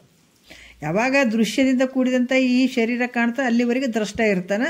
ದೃಶ್ಯವಾದ ಶರೀರ ನಾಶ ಆಯ್ತಂತಂದಾಗ ದ್ರಷ್ಟ ಕೂಡ ನಾಶ ಆಗ್ತಾನೆ. ಇದು ಕೂಡ ಮಿಥ್ಯ ಆದ ದ್ರಷ್ಟ ಕೂಡ ಮಿಥ್ಯ ಅಂತ ಹೇಳುವಂಥದ್ದು ಸ್ವಪ್ನದ ಅವಸ್ಥೆ, ವರ ಸ್ವಪ್ನದ ಅವಸ್ಥೆ ಅಂತ ಹೇಳಿದರು. ಮತ್ತು ಈ ಜಾಗ್ರ ಸ್ವಪ್ನ ಎರಡೂ ತೋರದೆ ಹೋಗಲು, ಆ ಭಾವನೂ ತೋರಂಗಿಲ್ಲ, ಈ ಭಾವನೂ ಇಲ್ಲ. ಯಾಕಂದ್ರೆ ಅರಿಯುವಂಥದ್ದು ಒಂದು ಕೂಡ ಮಿಥ್ಯೆ ಅನ್ನುವಂಥದ್ದು ಕೂಡ ಯಾವಾಗ ಅಜಡವಾಗಿರುವಂಥ ಅರಿವಿನದ್ದು ಏನು ಐತೆ ದ್ರಷ್ಟ ಐತಲ್ಲ ಅದು ಕೂಡ ಮಿಥ್ಯೆ. ಮರೆಯನ್ನು ಅರಿಯುವಂಥ ಆ ಜಾಗೃತ ಅವಸ್ಥೆನೂ ಮಿಥ್ಯೆ, ಸ್ವಪ್ನಾವಸ್ಥೆ ಎರಡೂ ಮಿಥ್ಯೆ ಆದಾಗ ಅದು ಆನಂದ ರೂಪವಾಗಿರುವಂಥದ್ದು ಯಾವುದು ಅದು ಸುಪ್ತಿ ಅಂತ ಹೇಳಿಸ್ಕೊತ. ಇವೆರಡು ಭಾವ ಇರಂಗಿಲ್ಲ ಅಲ್ಲಿ. ನಾನು ತಿಳಿದೀನಿ ಅಂತೂ ಇಲ್ಲ, ಅಜ್ಞಾನಕ್ಕೆ ಸಾಕ್ಷಿಯಾಗಿರುವಂಥ ಅರಿವಿನ ಸ್ವರೂಪ ನಾನು ಅನ್ನುವಂಥದ್ದು ಇಲ್ಲ, ಅಜಡವಾಗಿರುವಂಥ ದೇಹಿಯಾಗಿರುವಂಥವು ನಾನು ಅನ್ನುವಂಥದ್ದು ಎರಡೂ ಇಲ್ಲ ಅಲ್ಲಿ. ಅದು ಇರದೇ ಇರುವಂಥದ್ದು ಯಾವುದು ಅಂದ್ರೆ ಸುಪ್ತಿ ಅವಸ್ಥೆ. ಅಂದ್ರೆ ಇದನ್ನು ನಂಬು ಮೈತ್ರ, ಇವೆರಡು ಯಾವ ಭಾವ ಕೂಡ ಅಲ್ಲಿ ಇರೋಂಗಿಲ್ಲ ನೋಡಿ. ಇದು ಆನಂದದ ಸ್ವರೂಪ ಸುಪ್ತಿ ಅಂತ ತಿಳಿಸ್ಕೊಳ್ತದೆ. ಅಲ್ಲಿ ಏನೊಂದು ಇರೋಂಗಿಲ್ಲ, ಅಲ್ಲಿ ಯಾವ ಭಾವನೂ ಇರೋಂಗಿಲ್ಲ. ಇದಕ್ಕೇನು ಹೇಳ್ತಾರೆ, ಸುಪ್ತಿ ಅಂತ ಹೇಳ್ತಾರೆ. ಮತ್ತಿಲ್ಲಿ 5ನೆಯ ಒಂದು ನುಡಿಯಲ್ಲಿ ಕೂಡ ಹೇಳ್ತಾರೆ, ಈ ಆತ್ಮನ ನಿತ್ಯ ಲಕ್ಷಣದೊಡನೆ ಕೂಡಿದ ತೂರ್ಯಾವಸ್ಥೆ ಬಗ್ಗೆ ಹೇಳ್ತಾರೆ. ತೂರ್ಯಾವಸ್ಥೆ ಹೆಂಗಿರ್ತದೆ, ಕನಸು ನಿದ್ರೆಯಿಂದೆನಿಪ ಅವಸ್ಥೆಗಳು. ನಿದ್ರೆಯಿಂದ ಏನು ಅಂತಂದ್ರೆ ಹೇಳ್ತಾರೆ ಇಲ್ಲಿ, ಒಂದು ಸೆಕೆಂಡ್. ಕನಸು ನಿದ್ರೆಯಿಂದೆನಿಪ ಅವಸ್ಥೆಗಳು ಚೇತನ ಭಾವಭೇದಂಗಳಿವು ತಾವು ಜನಿತಮಾಗಿಯೇ ಪುಸಿ ತಾನೇ ನಿತ್ಯಾತ್ಮನೆಂದೇನೆ ತೂರ್ಯವಂತರದೊಳಗದು. ನೋಡ್ರಿ, ನನಸು ಅಂದ್ರೇನು ಜಾಗೃತ ಅವಸ್ಥೆ, ಕನಸು ಅಂದ್ರೆ ಸ್ವಪ್ನ, ನಿದ್ರೆ ಅಂದ್ರೆ ಸುಪ್ತಿ. ಈ ಅವಸ್ಥೆಗಳು ಏನು 3 ಅವಸ್ಥೆಗಳು ಸದ್ರೂಪು, ಚಿದ್ರೂಪು, ಆನಂದ ರೂಪಗಳಾಗಿರುವಂಥದ್ದು. ಸದ್ರೂಪು ಅಂತಂದರೆ ಯಾವುದು, ಜಾಗೃತ ಅವಸ್ಥೆ. ಸದ್ರೂಪ ಅಂದರೆ ಎಲ್ಲದರಲ್ಲಿ ಇರುವಂಥದ್ದು. ಚಿದ್ರೂಪ ಅಂದ್ರೆ ಈ ಕನಸು. ಆನಂದ ರೂಪ ಅಂದರೆ ಸುಪ್ತಿ, ಆನಂದವಾಗಿರುವಂಥದ್ದು, ಗಾಢವಾದ ನಿದ್ರೆ. ಈ ವೃತ್ತಿ ಭೇದದ ಮೂಲಕ ಇವು ತೋರ್ತಾವೆ. ಇಲ್ಲಿ ವೃತ್ತಿಗಳು ಅದಾವ, ಏನದಾವ ಇಲ್ಲಿ ಜಾಗ್ರ ಸ್ವಪ್ನ ಸುಸುಪ್ತಿಯಲ್ಲಿ ವೃತ್ತಿ ಭೇದದ ಮೂಲಕ ಇವೆಲ್ಲ ತೋರ್ತಾವೆ. ಅದರಿಂದ ಈ ಉತ್ಪತ್ತಿಗಳಾಗಿ ನಷ್ಟಗಳಾಗ್ತವೆ. ಇವು ಉತ್ಪತ್ತಿ ಆಗ್ತಾವೆ ಮತ್ತು ನಷ್ಟ ಆಗ್ತಾವೆ, ತೋರಿದಂಗೆ ಆಗ್ತಾವೆ, ನಷ್ಟ ಆಗ್ತಾವೆ ಇವು. ಆದ್ರೆ ಅವುಗಳ ಉತ್ಪತ್ತಿಯನ್ನು, ನಾಶವನ್ನು, ಇವುಗಳ ಜಾಗ್ರ ಸ್ವಪ್ನ ಸುಸುಪ್ತಿ ಏನು ಅದಾವಲ್ಲ, ಇವುಗಳ ಉತ್ಪತ್ತಿ ಮತ್ತು ನಾಶವನ್ನು ತಿಳಿಯುವಂಥವನು ನೀನು ಹೆಂಗಿದೆ, ನಿತ್ಯನಾಗಿರುವಂಥವನಿದೆ. ಇವೆಲ್ಲವುಗಳನ್ನು ನೀನೇ ತಿಳ್ಕೊಳ್ತಿದ್ದಿ. ಇದಕ್ಕೆ ಆಧಾರವಾಗಿರುವಂಥ ನೋಡ್ರಿ ಎಷ್ಟು ಅದ್ಭುತವಾಗಿ ಹೇಳ್ತಾರ. ಇವು ಏನಾಗ್ತಾವ, ತೋರಿದಂಗೆ ಆಗ್ತಾವ ಮತ್ತು ಅಡಗ್ತಾವ, ಉತ್ಪತ್ತಿ ಆದಂಗೆ ಆಗ್ತಾವ ಮತ್ತು ನಾಶ ಆಗ್ತಾವ. ಇವೆರಡನ್ನ ತಿಳಿಯುವಂಥವು ನೀನು ಹೆಂಗಿದೆ, ನಿತ್ಯವಾಗಿದೆ. ತಾನು ತಿಳಿಯಲು ನಿತ್ಯನೆಂದು, ಯಾಕೆ ನಿತ್ಯನಾಗಿರುವನ ತಾನು ತಿಳಿಯಲು ಇತಿಗೇನು ಅನ್ನಿಸ್ಕೊಳ್ತದ, ತೂರ್ಯ ಅವಸ್ಥೆ ಅಂತ ಹೇಳಿಸ್ಕೊಳ್ತದೆ ನೋಡ್ರಿ. ಇದು ತೂರ್ಯ ಅವಸ್ಥೆ ಅಂತ ಕೂಡ ಹೇಳ್ತದೆ. ಯಾಕಂದ್ರೆ ಇವೆಲ್ಲವುಗಳನ್ನು ಜಾಗ್ರ ಸ್ವಪ್ನ ಸುಸುಪ್ತಿ ನನ್ನಲ್ಲೇ ತಿಳಿತದ ಮತ್ತು ನನ್ನಲ್ಲೇ ನಾಶ ಆಗ್ತದೆ. ಇವು ತೋರುವಂಥವು, ಅಡಗುವಂಥವು. ಅದಕ್ಕೆ ಈ ರೀತಿ ತಿಳ್ಕೊಂಡು ನಾನು ಯಾವಾಗಲೂ ನಿತ್ಯನಾಗಿರುವನಂತ ಅನ್ನುವಂಥ ಭಾವ ಬಂತು ಅಂತಂದಾಗ ಅದು ತೂರ್ಯ ಅವಸ್ಥೆ ಅಂತ ಹೇಳಿಸ್ಕೊಡುತ್ತದೆ ನೋಡ್ರಿ. ಇವಕ್ಕೇನು ಗಡ್ದುಮ್ ನಿದ್ದೆ ಮಾಡ್ಬೇಕಾದಂತ ಏನಿಲ್ಲ. ಗುರು ಮುಖಾಂತರ ಇವು ತಿಳಿದಾಗ ಇವು ಬರುವಂಥವು, ಇವು ಪ್ರಯತ್ನ ಪಟ್ಟು ಬಂದಾಗ ಇವು ಬರುವಂಥವು. ಇವುಗಳ ಮೂಲಕನೇ ಮುಂದಕ್ಕೆ ಹೋಗ್ಬೇಕಲ್ಲ. ವರಜಾಗ್ರ, ವರ ಸ್ವಪ್ನ, ವರ ಸುಪ್ತಿ, ತೂರ್ಯ ಅವಸ್ಥೆ, ಇವು 4 ಬಗ್ಗೆ ಹೇಳ್ತಾ ಇದ್ದಾರೆ ಈಗ ಅವರು. ಇಲ್ಲಿ ವೃತ್ತಿ ಅದಾವ, ವೃತ್ತಿ ಭೇದಗಳ ಮೂಲಕ ಇವೆಲ್ಲ ತೋರ್ತಾ ಇದ್ದಾವ. ಆದ್ರೆ ಜಾಗ್ರ ಸ್ವಪ್ನ ಸುಸುಪ್ತಿ ಏನು ತೋರ್ತಾ ಇದ್ದಾವಲ್ಲ, ತೋರ್ತಾವ, ಅಡಗ್ತಾವ. ಇವುಗಳಿಗೆ ಅರಿಯುವಂತಹ ನಾನು ಬೇರೆನೇ ಇದ್ದೀನಿ ಅನ್ನುವಂಥದ್ದು ಯಾವುದು, ತೂರ್ಯ ಅವಸ್ಥೆ.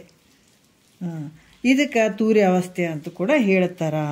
ಮತ್ತು ಈಗ ಆತ್ಮನ ಪರಿಪೂರ್ಣ ಲಕ್ಷಣದ ಬಗ್ಗೆ ಹೇಳ್ತಾರೆ. ಪರಿಪೂರ್ಣ 6ನೇ ನುಡಿಯಲ್ಲಿ ಹೇಳ್ತಾರೆ. ಅದು ಸಚ್ಚಿದಾನಂದವದು, ನಿತ್ಯವೆಂಬ ಭಾವದು, ತೋರ್ಕೆ ಹುಡುಗಿ ನಿಂದರಿವದು, ಸದಮಳವೆನಿಪ ತೂರ್ಯತೀತವದು, ನಿಜ ಪದವಾದ ಪೂರ್ಣದದ್ವಯ ಆತ್ಮನು. ನೋಡ್ರಿ, ನಾವು ಮುಖಾಂತರ ಇಷ್ಟು ತಿಳ್ಕೊಂಡೀವ್ರಿ. ಶರೀರಕ್ಕೆ ನಾನು ಈ ಮರೆವೆಗೆ ಸಾಕ್ಷಿ ರೂಪ ಅದೀನಿ ಅಂತಂದ್ರೂ ಕೂಡ ಇನ್ನು ಆ ಭಾವದಲ್ಲಿ ಕೂಡ ಮುಕ್ತನಾಗ್ಲ ಮತ್ತೆ ಮುಂದಕ್ಕೆ ಬರಬೇಕು.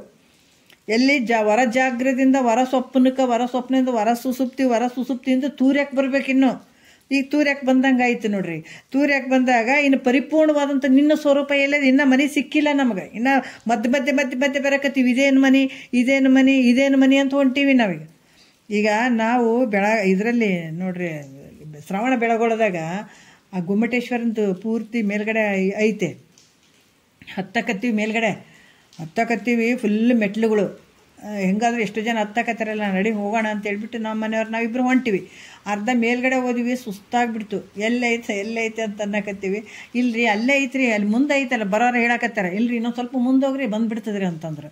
ಆಯ್ತು ಬಿಡಪ್ಪ ಇನ್ನೊಂದು ಸ್ವಲ್ಪ ಮುಂದೆ ಐತಲ್ಲ ಅಂತ ಅಲ್ಲಿ ಹೋದ್ವಿ. ಅಲ್ಲಿನೂ ಅಲ್ಲ, ಅಯ್ಯೋ ತೂತು ಇನ್ನೂ ಮುಂದೆ ಐತಂತ. ಹೆಂಗೆ ಮಾಡೋದು, ಇನ್ನು ಕೆಳಗಡೆ ಇಳಿಯೋಕ್ಕಾಗಲ್ಲ, ಇನ್ನು ಮೇಲ್ಗಡೆ ಹೋಗೋಕ್ಕಾಗ್ತಾಯಿಲ್ಲ. ಸ್ವಲ್ಪ ಹೊತ್ತು ಕೂತ್ಕೊಂಡಿವಿ. ಮತ್ತೆ ಇನ್ನೊಂದು ಸ್ವಲ್ಪ ಜನ ಬಂದರು, ಭಾಳ ದೂರ ಇಲ್ಲರಿ, ಇನ್ನೊಂದು ಸ್ವಲ್ಪ ಮುಂದಕ್ಕೆ ಐತಿ ನಡ್ರಿ, ಇನ್ನೊಂದು ಸ್ವಲ್ಪ ಮುಂದಕ್ಕೆ ನಡ್ರಿ ಅಂತಂದ್ರು. ಆಯ್ತು ಇನ್ನೊಂದು ಸ್ವಲ್ಪ ಮುಂದಕ್ಕೆ ಹೋದಿವಿ. ಅಲ್ಲಿನೂ ನಮಗೆ ಕಾಣಲೇ ಇಲ್ಲ. ಅಯ್ಯಪ್ಪ ಇಷ್ಟು ದೂರ ಬಂದಿವಲ್ಲ, ಇದೇನಪ್ಪ ಇಷ್ಟು ಮೆಟ್ಲುಗಳು ಹತ್ಕೊಂಡು ಬಂದೀವಿ, ಅಲ್ಲೂ ಸಾಕಾಯಿತು. ಮತ್ತು ಇನ್ನೊಂದು ಸ್ವಲ್ಪ ಮುಂದಕ್ಕೆ ಹೋದಿವಿ. ಅಲ್ಲಿ ಹೋಗಿ ಸುಸ್ತಾಗಿ ಕೂತ್ಕೊಂಡ್ಗಾನ ಅಲ್ಲಿ ಅಂದರು, ಇಲ್ಲ ರೀ ಇನ್ನೊಂದು ಸ್ವಲ್ಪ ಅಲ್ಲಿ ಬಾಗಿಲು ಕಾಣ್ತದೆ ನೋಡ್ರಿ, ಆ ಬಾಗಿಲು ಐತಲ್ಲ ಆ ಬಾಗಿಲು ಮುಂದೆ ಆಯ್ತು ರೀ ಮುಂದಕ್ಕೆ ಅಂದ್ರೆ ನಮಗೆ ಖುಷಿಯಾಗಿಬಿಡ್ತು. ಅಂತೂ ಬಾಗಿಲು ಖಂಡಿತಪ್ಪ ಇನ್ನೇನಿಲ್ಲ, ಬಾಗಿಲು ಮುಂದಕ್ಕೆ ಹೋದ್ರೆ ಮುಗಿದೋಯ್ತು, ಅಲ್ಲಿ ನೋಡೇ ಬಿಡ್ತೀವಿ ದೇವ್ರನ್ನ. ಆಯ್ತು ಹೋಗೋಣ ನಡಿ ಅಂತೇಳಿ ಹೋಗ್ತೀವಿ. ಆ ಬಾಗಿಲು ಒಳಗೆ ಹೋಗಿ ನಿಂದಿರ್ತೀವಿ. ಇಲ್ಲೇ ಸಿಗ್ತಾನೆ ನಾ ದೇವರು ಅಂತಂದ್ರೆ ಎಲ್ಲಿ ಸಿಗ್ತಾನೆ ರೀ, ಇನ್ನು ಅದರಷ್ಟು ಮುಂದಕ್ಕೆ ಹೋಗ್ಬೇಕು ಒಳಗೆ. ಅಲ್ಲೂ ಸಿಗಲಿಲ್ಲ, ಮತ್ತೆ ಮುಂದಕ್ಕೆ ಹೋದಿವಿ. ಹಂಗೆ ಹೋಗಿ ಕೊನೆಗೆ ಆ ಜಾಗವನ್ನು ತಲುಪಿದ್ದೀವಿ. ಇಲ್ಲಿ ಕೂಡ ಹಾಗೇನೆ, ನಾವೇನೋ ಇಷ್ಟು ಕೇಳಿದ್ವಿ ಅಷ್ಟಂತಲ್ಲ, ವರಜಾಗ್ರ ಅನ್ನುವಂಥದ್ದು ಈ ಮರೆವಿಗೆ ಸಾಕ್ಷಿಯಾಗಿರುವಂಥವನು ಅಂತ ಅನ್ನಬೇಕಾದಂಥದ್ದು. ಮತ್ತು ಮುಂದೆ ಯಾವುದು ಸುಸುಪ್ತಿ ಸ್ವಪ್ನದ ಅವಸ್ಥೆಗೆ ಬರುವಂಥದ್ದು. ಯಾಕಂದ್ರೆ ಈ ಶರೀರ ದೃಶ್ಯವಾಗಿ ಏನು ತೋರ್ತದಲ್ಲ, ಈ ದೃಶ್ಯವಾಗಿ ತೋರುವಂಥದ್ದಕ್ಕೆ ಇಲ್ಲಿ ದ್ರಷ್ಟ ಇರ್ತಾನೆ. ಈ ದೃಶ್ಯವಾಗಿ ತೋರುವಂಥದಕ್ಕೆ ಎಲ್ಲದಕ್ಕೂ ನೋಡುವಂಥವನು ಒಬ್ಬವನು ಇರ್ತಾನೆ, ದ್ರಷ್ಟ ಇರ್ತಾನೆ. ಯಾವಾಗ ದೃಶ್ಯ ನಾಶ ಆಗ್ತದೆ ಅವು ದ್ರಷ್ಟ ಕೂಡ ನಾಶ ಆಗ್ತಾನೆ. ಹಿಂಗೆ ತಿಳ್ಕೊಳ್ಳುವಂಥದ್ದು ಯಾವುದು ಅಂದ್ರೆ ಹೊರ ಸ್ವಪ್ನಾವಸ್ಥೆ. ಇವೆರಡು ತೋರದೆ ಹೋಗಿ ಇವೆರಡು ಯಾವುದೂ ತೋರಂಗಿಲ್ಲ. ಆ ನಿಲುವು ಏನಿರ್ತದೆ ಅದು ಸುಪ್ತಿ ಅವಸ್ಥೆ ಅಂತ ಹೇಳಿಸ್ಕೊಳ್ತದೆ ಅದು. ಮತ್ತು ಇನ್ನು ತೂರ್ಯ ಅವಸ್ಥೆಯಲ್ಲಿ ಅಂತಂದರೆ ಈ ಮೂರಕ್ಕೆ ಸಾಕ್ಷಿ ರೂಪವಾಗಿರುವಂಥವು ನಾನು ಇದ್ದೀನಿ ಅನ್ನುವಂಥದ್ದು ಕೂಡ ತೂರ್ಯ ಅವಸ್ಥೆ. ಆ ತೂರ್ಯ ಅವಸ್ಥೆಯಲ್ಲಿ ಬಂದರೂ ಕೂಡ ನಾವು ನಿಜ ಸ್ವರೂಪವನ್ನು ಕಂಡಿವೇನು ಅಂದರೆ ಇನ್ನೂ ಇಲ್ಲ. ಅಲ್ಲಿ ಬಂದರೂ ಕೂಡ ಇನ್ನೂ ನಾವು ಕಾಣಕ್ಕೆ ಸಾಧ್ಯ ಇಲ್ಲ. ಈಗಿಂದ ಏನು ಹೇಳಿದ್ರು ಅವರು, ಯಾವುದು ಈ ಜಾಗ್ರ ಸ್ವಪ್ನ ಸುಸುಪ್ತಿ ಇವೇನು ತೋರದೆ ಹೋದು ಅದು ಆನಂದ ಸ್ವರೂಪ ಆಗ್ತದೆ. ತೂರ್ಯ ಅವಸ್ಥೆಯಲ್ಲಿ ಕೂಡ ಸದ್ರೂಪು ಚಿದ್ರೂಪು ಇವೆಲ್ಲ ವೃತ್ತಿ ಭೇದದಿಂದ ಕೂಡ್ಯಾವ. ಇದಕ್ಕೆ ನಾನು ಹೆಂಗದೇನೆ ವಿಲಕ್ಷಣ ರೂಪವಾಗಿರುವಂಥ ಅಂಥ ಸ್ವರೂಪ ನಂದಾದಂಥ ಇಲ್ಲಿ ತೂರ್ಯ ಅವಸ್ಥೆಯಲ್ಲಿ ತಿಳ್ಕೊಂಡ. ಇಷ್ಟಕ್ಕೆ ಮುಕ್ತನಾಯಿತೇನು ಅನ್ನಂಗಿಲ್ಲ. ಇಲ್ಲರಿ ನಾ ಎಲ್ಲವನ್ನು ತಿಳ್ಕೊಳಕತ್ತೀನಿ, ನಾನು ಎಲ್ಲಕ್ಕೂ ಸಾಕ್ಷಿ ರೂಪವಾಗಿದ್ದೀನಿ ಅಂತ ಅನ್ನುವಂಥ ಭಾವ ಇದ್ದರೂ ಕೂಡ ಅದು ಕೂಡ ಮುಕ್ತನಾಗಂಗಿಲ್ಲ. ಅಲ್ಲಿ ವೃತ್ತಿ ಭೇದಗಳು ಇರ್ತಾವೆ. ಮತ್ತು ತಿರ್ಗಾ ಎಲ್ಲಿ ಹೋಗ್ಬೇಕು, ನಿನ್ನ ಪೂರ್ಣವಾದ ಇನ್ನೂ ಸ್ವಲ್ಪ ಮುಂದೆ ಹೋಗ್ಬೇಕಾಗ್ಯದಲ್ಲಿ. ಅಲ್ಲಿ ಮನೆ ಆದದು ಇನ್ನೂ ಸ್ವಲ್ಪ ಮುಂದಕ್ಕೆ ಹೋಗ್ರಿ, ಅಲ್ಲಿ ಅದು ಸಿಗ್ತದೆ ಹೋಗ್ರಿ ಅಲ್ಲಿ ಅಂತಂತೀವಲ್ಲ, ಹಂಗೆ ಇಲ್ಲಿ ಕೂಡ ಮತ್ತೆ ಬರಬೇಕಾಗ್ತದೆ. ಪೂರ್ಣ ಲಕ್ಷಣದ ಆತ್ಮನ ಒಂದು ಪೂರ್ಣವಾದ ಲಕ್ಷಣದೊಡನೆ ಕೂಡಿರುವಂಥದ್ದು ತೂರ್ಯತೀತ ಅವಸ್ಥೆ ಬಗ್ಗೆ ಹೇಳ್ತಾರೆ. 6ನೇ ನುಡಿ ಇದು ನಿನ್ನ ನಿಜವಾದ ಮನೆ ನೋಡ್ರಿ ಹೇಳ್ತಾರೆ ಅವ್ರು. ಏನು ಹೇಳ್ತಾರೆ, ಅದು ಸಚ್ಚಿದಾನಂದವದು ನಿತ್ಯವೆಂಬ ಭಾವದು ತೋರಿಕೆ ಹುಡುಗಿ ನಿಂದರಿವದು ಸದಮಳವೆನಿಪ ತೂರ್ಯತೀತವದು ನಿಜ ಪದವಾದ ಪೂರ್ಣ ಅದ್ವಯ ಆತ್ಮನು. ನೋಡ್ರಿ ಎಷ್ಟು ಚಂದ ಹೇಳ್ತಾರೆ. ಈಗ ಬಂದು ನಿನ್ನ ಮನೆಗೆ ಮುಟ್ಟಿದೆ, ಇದು ನಿನ್ನ ನಿಜವಾದ ಸ್ವರೂಪ. ಇದಕ್ಕಿಂತ ದೊಡ್ಡದು ಆ ಕಡೆ ಮುಂದಕ್ಕೂ ಇಲ್ಲ, ಮತ್ತೇನಿಲ್ಲ ನೋಡ್ರಿ. ಇದಕ್ಕಿಂತ ದೊಡ್ಡದಂತೂ ಯಾವುದು ಜಗತ್ತಿನೊಳಗೆ 14 ಲೋಕಗಳಲ್ಲಿ ಹುಡುಕಾಡಿದ್ರು ಸಿಗಂಗಿಲ್ಲ. ಇದಕ್ಕಿಂತ ದೊಡ್ಡ ವಸ್ತು ಯಾವುದಿಲ್ಲ ಅಂತ ಮನೆಗೆ ಬಂದು ಸೇರಿದೆ. ಈಗ ಏನು ಹೇಳ್ತಾ ಇದ್ದಾರೆ, ಈ ತೂರ್ಯತೀತ ಅವಸ್ಥೆ ಅಂದರೆ ನಾನು ಸಚ್ಚಿದಾನಂದ ನಿತ್ಯ ಸ್ವರೂಪನಿದ್ದೇನೆ ಅನ್ನುವಂಥ ವೃತ್ತಿ ಕೂಡ ಅಡಿಗೆ ಬಿಡಬೇಕು. ತೂರ್ಯದಲ್ಲಿ ಏನಿರ್ತದ, ಇವಕ್ಕೆಲ್ಲ ಸಾಕ್ಷಿಯಾಗಿ ನಾನು ಇದ್ದೀನಿ, ಮತ್ತು ಆ ವೃತ್ತಿ ಇರ್ತದೆ, ನಾನು ಅಹಂ ಬ್ರಹ್ಮಾಸ್ಮಿ, ನಾ ಪರಮಾತ್ಮ. ಇದು ಹೆಂಗೈತಿ ನೋಡ್ರಿ. ಕೊನೆಗೆ ಅದಕ್ಕೆ ಹೇಳುವಂಥದ್ದು, ಕೊನೆಗೆ ಎಲ್ಲಿಗೆ ಮುಟ್ಟೋದಂದ್ರೆ ನಾನು ಪರಮಾತ್ಮ ಪರಬ್ರಹ್ಮ ಸ್ವರೂಪ ನಾನು ಇದ್ದೀನಿ ಅನ್ನುವಂಥ ಭಾವದಲ್ಲಿ ನಿಲ್ಲುವಂಥದ್ದು. ಏನು ಹೇಳ್ತಾ ಇದ್ದಾರೆ ತೂರ್ಯ ಅವಸ್ಥೆಯಲ್ಲಿ ಅಂದ್ರೆ ನಾನು ಸಚ್ಚಿದಾನಂದ ನಿತ್ಯ ಸ್ವರೂಪನಾಗಿದ್ದೀನಿ ಅಂತ ಅನ್ನುವಂಥ ತೂರ್ಯ ಅವಸ್ಥೆಯಲ್ಲಿ ಭಾವ ಇರ್ತದಲ್ಲ, ಅದು ಕೂಡ ಶಾಂತಾಗಿ ಬಿಡಬೇಕಿತ್ತು. ಅದಕ್ಕೆ ಏನು ಹೇಳ್ತಾರೆ, ಸತ್ಯವನ್ನು ಅರಿತವನು ಸತ್ತಂಗಿರ್ಬೇಕು ಅನ್ನೋದು. ಅಲ್ಲಿ ಹೇಳೋಕ್ಕೆ ಇಲ್ಲ, ನಾ ತಿಳಿದೀನಿ ಅನ್ನೋ ತಿಳಿದವನೇ ಅಲ್ಲತ್ತ. ನಾ ಹೇಳ್ರಿ ಪರಮಾತ್ಮ ನೋಡಿ ಬಂದೇನೆ, ನನಗೆಲ್ಲ ಗೊತ್ತಾದ್ರೆ ನಾವು ಅರ್ಥ ಮಾಡ್ಕೊಂಡ್ಬಿಡ್ಬೇಕು. ಬಾರಿ ತಿಳ್ಕೊಂಡು ಅಂದ್ಬಿಡಪ್ಪ ಇತ್ತು ಅನ್ಬೇಕು. ಹೌದಾ? ತಿಳ್ಕೊಂಡಿವಿ ಅಂತಂದ್ರೆ ತಿಳಿದಾರೆ ಇಲ್ಲ ಅಂತಾರ. ಯಾಕೆ ತಿಳ್ಕೊಂಡ್ರೆ ಹೇಳಕ್ಕೆ ಬರ್ತದೆ ಅನ್ನೋದು ಅದೇ ಅವಸ್ಥೆಯಲ್ಲಿದ್ದು ಹೇಳಕ್ಕೆ ಬರ್ತದೆ ಮತ್ತು ತಿಳಿದು ಹೆಂಗೆ ಹೇಳ್ತಿ? ಅಜ್ಞಾನ ಲೆಕ್ಕದಾಗೆ ಹೇಳ್ತಿದ್ದಿಲ್ಲ ನೀನು. ಅಜ್ಞಾನ ಇದ್ದಾಗ ನಾ ತಿಳ್ಕೊಂಡಿನಿ, ಮಾಡೀನಿ, ನೋಡೀನಿ, ಪಾಡೀನಿ ಅಂತ ಹೇಳೋಕ್ಕಾಗ್ತದೆ. ಆದರೆ ಅದು ಅವಸ್ಥೆಯಲ್ಲಿ ನೀನು ಹೇಳಕ್ಕೆ ಬರ್ತದೆ ಅನ್ನೋದು ಅವಸ್ಥೆಯಲ್ಲಿ. ಯಾಕಂದ್ರೆ ನಾನು ಆ ಸ್ವರೂಪ ನಾನು ಇದ್ದೀನಿ ಅಂತ ಪೂರ್ತಿ ಏನಿಲ್ಲ, ಬರೀ ಆನಂದ ನೋಡ್ರಿ. ಅಲ್ಲಿ ಏನು ಹೇಳೋದಿಲ್ಲ, ಕೇಳೋದಿಲ್ಲ, ನೀನಿಲ್ಲ, ನಾನಿಲ್ಲ, ಅದಿಲ್ಲ, ಇದಿಲ್ಲ. ಅದು ಮುಂದೆ ಹೇಳ್ತಾರೆ, ಭಾಳ ಚಂದ ಹೇಳ್ತಾರೆ ಅವರು. ಅದು ನಿನ್ನ ಮನೆ ಅದದು. ಅಲ್ಲಿಗೆ ಹೋಗಿ ನಿಂತಾಗ ನೋಡಪ್ಪ ಭಾಳ ಓಲಾಡ್ತಿದೆ. ಅದಕ್ಕೇನು ಹೇಳ್ತಾರೆ ಅವರು, ಸಚ್ಚಿದಾನಂದ ನಿತ್ಯ ಸ್ವರೂಪನಿದ್ದೇನೆ ಅನ್ನುವಂಥ ವೃತ್ತಿ ಕೂಡ ಅಲ್ಲಿಗೆ ಹೋಗಬೇಕು. ಯಾವುದು ಆ ವೃತ್ತಿ ಅಭಾವವನ್ನು ಪ್ರಕಾಶಿಸುತ್ತಿರುವುದು ಅದು ಹೆಂಗಂದ್ರೆ ನಾನು ನಿತ್ಯ ಇದ್ದೀನಿ, ಅಹಂ ಬ್ರಹ್ಮಾಸ್ಮಿ, ನಾ ಪರಮಾತ್ಮನ ಸ್ವರೂಪ ಇದ್ದೀನಿ ಅನ್ನುವಂಥ ಭಾವ ಯಾವಾಗ ಅದು ಹೋಯಿತು, ಆ ಹೋದಂಥ ಒಂದು ಅಭಾವದ ಸ್ಥಿತಿಯನ್ನು ಪ್ರಕಾಶ ಮಾಡುವಂಥ ವಸ್ತು ಏನಿರ್ತದ ಅದು 3 ಕಾಲದಲ್ಲಿ ಇರುವಂಥದ್ದು ಅದು. ಮತ್ತು ಯಾವುದು ಉಪಾದಿಯಿಂದ ಅದು ಕೂಡ್ಯದೇನೆಂದರೆ ಯಾವ ಉಪಾದಿಯಿಂದ ಇರದೇ ಇರುವಂಥದ್ದು ಅದು. ಆ ವೃತ್ತಿ ಅಭಾವವನ್ನು ಪ್ರಕಾಶಿಸುತ್ತಿರುವಂಥದ್ದು ಅದು ತ್ರಿಕಾಲ ಅಬಾಧ್ಯವಾಗಿರುವಂಥದ್ದು. ಯಾವುದೊಂದು ಉಪಾದಿಯಿಂದ ಕೂಡಿದ್ದಾಗಿ, ಯಾಕಂತಂದರೆ ಯಾವ ಉಪಾಧಿ ಅದಕ್ಕಿಲ್ಲ, ಈ ರೀತಿಯಾಗಿರುವಂಥದ್ದು. ತೂರ್ಯಾತೀತ ಅವಸ್ಥೆಯು ಪೂರ್ಣ ಅದ್ವಯ ಆತ್ಮನ ಸ್ವರೂಪ. ಇಲ್ಲೇ ನೋಡ್ರಿ, ಇಲ್ಲಿಗೆ ಬಂದು ತಲುಪಬೇಕು. ಅದು ನಿನ್ನ ಪೂರ್ಣ ಏಕವಾಗಿರುವಂಥ ಅದ್ವಯ ಸ್ವರೂಪನೇ ನೀನಿದೆ. ಅಲ್ಲೇನು ಹೇಳುವಂಥದ್ದಿಲ್ಲ, ಕೇಳುವಂಥದ್ದಿಲ್ಲ.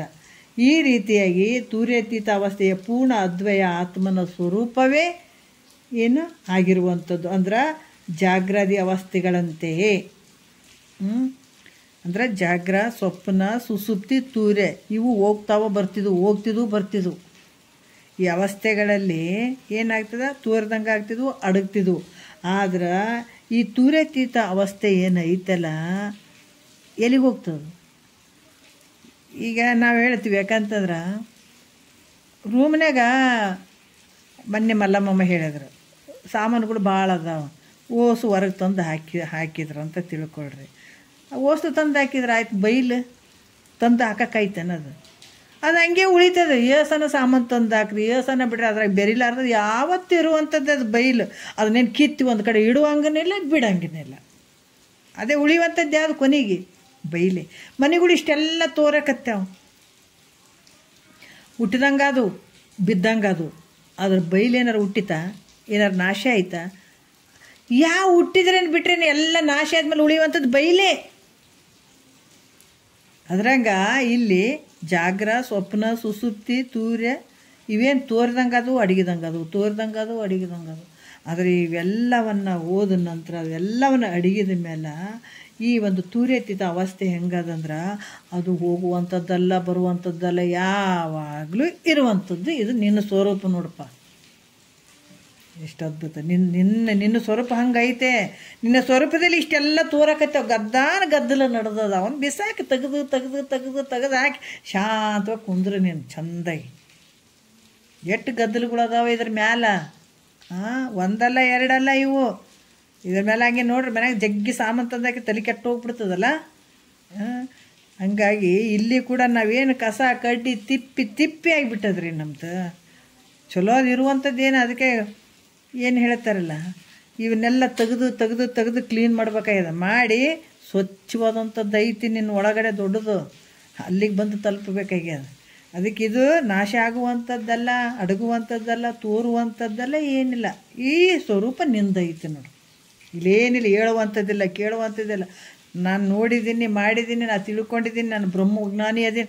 ಹೇಳಕ್ಕೆ ಬರೋದೇ ಇಲ್ಲಿ. ಹೇಳಿದವಂದ್ರೆ ತಿಳ್ಕೊಂಡೇ ಇಲ್ಲ ಅಂತ ತಿಳ್ಕೊಬೇಕು. ಎಲ್ಲ ನೋಡಿನ್ರಿ, ನನಗೆಲ್ಲ ಹಂಗಾಗ್ಯದ್ರಿ ಹಿಂಗಾಗ್ಯದ್ರಿ ಅಂತ ಏನು ಹೇಳತ್ತಾರಲ್ಲ, ನೋಡುವಂಥದ್ದು ಎಲ್ಲಿ ಹೇಳಕ್ಕೆ ಬರ್ತದೆ? ಇಲ್ಲಿ ಏನು ಹೇಳಕ್ಕೆ ಮಾತೇ ಇಲ್ಲ ಇಲ್ಲಿ. ಅದ್ರಾಗ ಈ ಅವಸ್ಥೆ ಹೆಂಗದ, ನಾಶ ಆಗುವಂಥದ್ದೆಲ್ಲ ಕಿಂತು ಇದ್ದದ ಆತ್ಮನ ಸ್ವರೂಪನೇ ಇಲ್ಲೇ ಐತೆ ನೋಡ್ರಿ. ಹಿಂಗೈತೆ, ಯಾವ ಭಾವನೆ ಇಲ್ಲಲ್ಲಿ. ಈ ರೀತಿಯಾಗಿ ಆತ್ಮನ ನಿಜ ಸ್ವರೂಪಭೂತವಾದ ತೂರ್ಯಾತೀತ ಅವಸ್ಥೆಯಲ್ಲಿ ಏನೊಂದು ಇಲ್ಲ ಅಂತ ಅದನ್ನು ಹೇಳ್ತಾರೆ. ಈಗ 7ನೇ ನುಡಿಯಲ್ಲಿ ತಾನೆಂಬುವುದಿಲ್ಲ, ಅನ್ಯತೆ ಕಾಣಲಿಲ್ಲ, ಇನ್ನೇನೊಂದನ್ನು ಉಸಿರ್ಲಿಕ್ಕೆ ಎಡೆಯಿಲ್ಲ, ಮಾನಮೇಯಾದಿಗಳಿಂತಿಲ್ಲವೆಂತಿಂತೆಂಬುದೇನು ಮಿಲ್ಲೆಂದೆಂದು ಪರಿಪೂರ್ಣ. ನೋಡ್ರಿ, ಆತ್ಮನ ಸ್ವರೂಪವಾದಂಥ ಈ ತೂರ್ಯಾತೀತ ಅವಸ್ಥೆಯಲ್ಲಿ ಏನು ತಾನೆಂಬುದಿಲ್ಲ, ಅದರಲ್ಲಿ ನಾನು ಅನ್ನುವಂಥದ್ದಿಲ್ಲ, ಬೇರೊಂದಿಲ್ಲ. ಎಷ್ಟು ಅದ್ಭುತವಾಗಿ ಹೇಳ್ತಾರೆ ನೋಡ್ರಿ. ಎಲ್ಲಿಗೆ ತಂದು ನಿಲ್ಲಿಸ್ತಾರ, ಏನೇನು ಗದ್ದಲ ನಡೆದವ ನಮ್ಮಲ್ಲಿ. ಇದನ್ನೆಲ್ಲ ಗುರುನಾಥ ನೋಡ್ರಿ ಹೆಂಗೆ ತೆಗಿತಾನ. ಅದಕ್ಕೆ ಆತ್ಮನ ಸ್ವರೂಪಭೂತ ಒಂದು ತೂರೆತ್ತೀತ ಅವಸ್ಥೆಯಲ್ಲಿ ನಾನು ಅನ್ನುವಂಥದ್ದಿಲ್ಲ. ನಾನು ಇಲ್ಲದ್ರಿಂದ ಇದು ಅನ್ನೋದು ಇರಂಗಿಲ್ಲ. ನಾನಿಲ್ಲದಾಗ ಇದು ಹೆಂಗಿರ್ತದೆ ಹೇಳ್ರಿ. ಅಹಂ ಇದಮ್ ಅಂತ ಹೇಳ್ತೀವಲ್ಲ, ನಾನು ಅಂತ ಅಹಂಕಾರ, ನಾನು ಅಂತಂದಾಗ ಇದು ಅಂತ ಇರ್ತದೆ. ನಾನೇ ಇಲ್ಲ ಅಂದಾಗ ಇದು ಎಲ್ಲಿರ್ತದೆ ಅಲ್ಲ, ಇದು ಅಂತ ಬೇಕಲ್ಲ. ಅದು ಯಾಕಂದ್ರೆ ಸುಪ್ತಿಯಲ್ಲಿ ನಾನು ಅನ್ನೋದು ಇಲ್ಲದ್ರಿಂದ ಇದು ಅನ್ನೋದು ಯಾವುದು ತೋರಂಗಿಲ್ಲ. ನಿದ್ರೆಯಲ್ಲಿ ತೋರ್ತದೇನು? ನಾನು ಅನ್ನೋದೂ ಇಲ್ಲ, ಇದು ಐತೆ ಅನ್ನೋದೂ ಇಲ್ಲ, ಅದು ಐತೆ ಅನ್ನೋದೂ ಇಲ್ಲ. ಇದೆಲ್ಲರಿಗೆ ಆದಿಲ್ಲ. ಅದಕ್ಕೆ ಪರಮಾತ್ಮ ಭಾರಿ ಭಾರಿ ಜಾಣ. ಭಗವಂತ ಹೆಂಗೆ ಮಾಡಿದಾನಂದ್ರೆ ಎಷ್ಟು ಕ್ರಮಬದ್ಧ ಆಗಿದೆ ಈ ಜಗತ್ತು ತುಂಬಿದ್ದು ಕೂಡ. ಅದಕ್ಕೆ ಬಂಗಾರದಲ್ಲಿರುವಂಥ ಆಭರಣ ಏನು ಅದಾವಲ್ಲ, ಆಭರಣ ತುಂಬ ಬಂಗಾರ ತುಂಬ್ಯದ, ಹೌದಿಲ್ಲ? ಮತ್ತು ಗಡಿಗೆ ಅಂತ ನೋಡ್ತೀವಲ್ಲ, ಗಡಿಗೆ ತುಂಬ ಬರೀ ಮಣ್ಣು ತುಂಬ್ಯದ. ಅದಕ್ಕೆ ಈ ಜಗತ್ತೇನು ತೋರ್ತದಲ್ಲ, ಇದೆಲ್ಲದಕ್ಕೂ ಬ್ರಹ್ಮನ ಲಕ್ಷಣಗಳೇ ಅದಾವ ಇದ್ರಾಗ. ಯಾಕಂದರೆ ಬ್ರಹ್ಮನ ಲಕ್ಷಣ ಬಿಟ್ಟು ಏನೂ ಇಲ್ಲ. ಈಗ ಜಾಗ್ರ, ಸ್ವಪ್ನ, ಸುಸುಪ್ತಿ ಇವೆಲ್ಲ ಅಜ್ಞಾನದಿಂದ ಬರ್ತಾವಂದ್ರೂ ಕೂಡ ಈ ಮನುಷ್ಯರಿಗೆ ತಿಳ್ಕೊಳ್ಳಿಕ್ಕೆ ಪ್ರಾಕ್ಟಿಕಲಾಗಿ ಜಗತ್ತಿನೊಳಗೆ ಹೆಂಗೆ ಇಟ್ಟಿದ್ದಾನೆ ನೋಡ್ರಿ. ಈ ಶರೀರದ್ದು ನಾವು ನೋಡಿದ್ರಾಗ ಈ ತಲೆ ಅನ್ನುವಂಥದ್ದು ಬ್ರಹ್ಮಾಂಡ ಇದು ನೋಡ್ರಿ. ಇದು ಅದು ರೌಂಡಾಗಿ ಐತಿಲ್ಲ ಅದು. ಮತ್ತು ಇವು ಇಂದ್ರಿಯಗಳು, ಇವು ಕೈಗಳು ನೋಡ್ರಿ, ಪಂಚಭೂತಗಳು ಇವು ನೋಡ್ರಿ. ಶಿವನ ಮುಖಗಳು ಸದ್ಯೋಜಾತ, ವಾಮದೇವ, ಅಘೋರ, ಈಶಾನ್ಯ, ತತ್ಪುರುಷ ಅಂತ 5 ಮುಖಗಳು ಅದಾವೆ. ಇವೆಲ್ಲ ಇವು ನೋಡ್ರಿ. ನಮಃ ಶಿವಾಯ, ಶಿವಾಯ, ಇವೆಲ್ಲ ಹೆಂಗೆ ಅದಾವ? ಇವೆಲ್ಲ ಬ್ರಹ್ಮನ ವಿಚಾರಗಳು. ಇವೆಲ್ಲಷ್ಟು ತಿಳ್ಕೊಂಡ್ರೆ ಭಾಳಷ್ಟು ಅದ್ಭುತ ಅದಾವಿಲ್ಲಿ.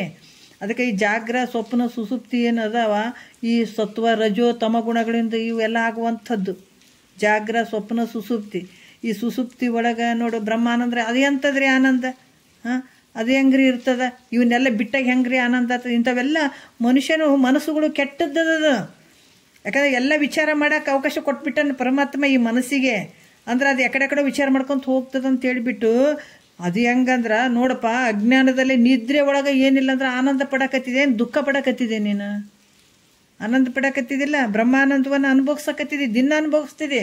ಆದರೆ ಅಜ್ಞಾನದಿಂದ ನಿನಗೆ ಅರಿವಿಲ್ಲ. ಅದು ಅಲ್ಲಿ ಏನಾರ ವಾಸನೆ ಐತೆ ನಿನಗೆ ನಿದ್ರೆ ಒಳಗೆ? ಏನಿಲ್ಲ. ಯಾವುದು ಶರೀರ ಐತೆ, ಇಂದ್ರಿಯಗಳು ಅದಾವ, ಹೆಂಡತಿ ಮಕ್ಕಳು ಅದಾವ, ಅದು ಬೇಕು ಬೇಡ ಅಂತ ಐತೆ, ಏನೈತೆ ಅಲ್ಲಿ? ಏನಿಲ್ಲ. ಅದರ ಆನಂದ ಐತಿಲ್ಲ. ಅದ್ರಂಗೆ ಇಲ್ಲಿ ಕೂಡ ನಾನು ಅನ್ನುವಂಥದ್ದು ಇಲ್ಲ, ಇದು ಅನ್ನುವಂಥದ್ದು ಸುಪ್ತಿ ಅವಸ್ಥೆಯಲ್ಲಿ ಇಲ್ಲವೇ ಇಲ್ಲ. ಇದು ಎಲ್ಲರಿಗೂ ಅನುಭವ ಐತೆ. ನಿದ್ರೆ ಒಳಗೆ ಏನೂ ಇಲ್ಲ ಅನ್ನುವಂಥದ್ದು, ನಾನು ಅನ್ನುವಂಥದ್ದೂ ಇಲ್ಲ. ಇದು ಅದಪ್ಪ, ಅದು ಅದಪ್ಪ, ಆ ವಸ್ತು ಐತಿ, ಈ ವಸ್ತು ಐತೆ ಅಂತ ಯಾವುದು ಇಲ್ಲವೇ ಇಲ್ಲ. ಇದು ಎಲ್ಲರ ಅನುಭವಕ್ಕೆ. ಅದ್ರಾಗ ಹೀಗುಂಟು ಹಾಗುಂಟು ಅಂತ ಹೇಳೋಕ್ಕೂ ಬರಂಗಿಲ್ಲ. ಈ ತಿಳಿಯುವುದು, ತಿಳಿಸಿಕೊಳ್ಳುವುದು ಇಲ್ಲವೇ ಇಲ್ಲ. ಅಲ್ಲಿ ತಿಳಿಯುವಂಥದ್ದಿಲ್ಲ, ತಿಳಿಸಿಕೊಳ್ಳುವಂಥದ್ದೂ ಇಲ್ಲ. ಇಲ್ಲಿ ಪರೋಕ್ಷ ಅಪರೋಕ್ಷಗಳು ಅದಾವ ಅಂತ ಹೇಳಕ್ಕೆ ಬರ್ತದೇನೋ? ಪರೋಕ್ಷ ಐತ್ರಿ, ಅಪರೋಕ್ಷ ಐತ್ರಿ, ಉಂಟಂತ ಹೇಳಕ್ಕೆ ಬರ್ತದೇನೋ ಅಂದ್ರೆ ಅದೂ ಇಲ್ಲ ಅಲ್ಲಿ. ಅದೂ ಹೇಳಕ್ಕೆ ಬರಂಗಿಲ್ಲ. ಅಂದರೆ ಉಪಮಾನ ಪ್ರಮಾಣ ಕೂಡ ಇಲ್ಲ ಅಲ್ಲಿ. ಯಾವುದನ್ನ ಉಪಮಾನ ಕೊಟ್ಟು ಅದನ್ನು ಹೇಳ್ತೀವ್ರಿ, ಪ್ರಮಾಣ ಕೊಟ್ಟು ಹೇಳ್ತೀವಿ ಅಂದ್ರೆ ಅದೂ ಇಲ್ಲ ಅಲ್ಲಿ. ಅಂದ್ರೆ ಅದು ಈಗ ತಿಳಿದ ಕಾಲಕ್ಕೆ ಅದೇನಾಗ್ಯದ,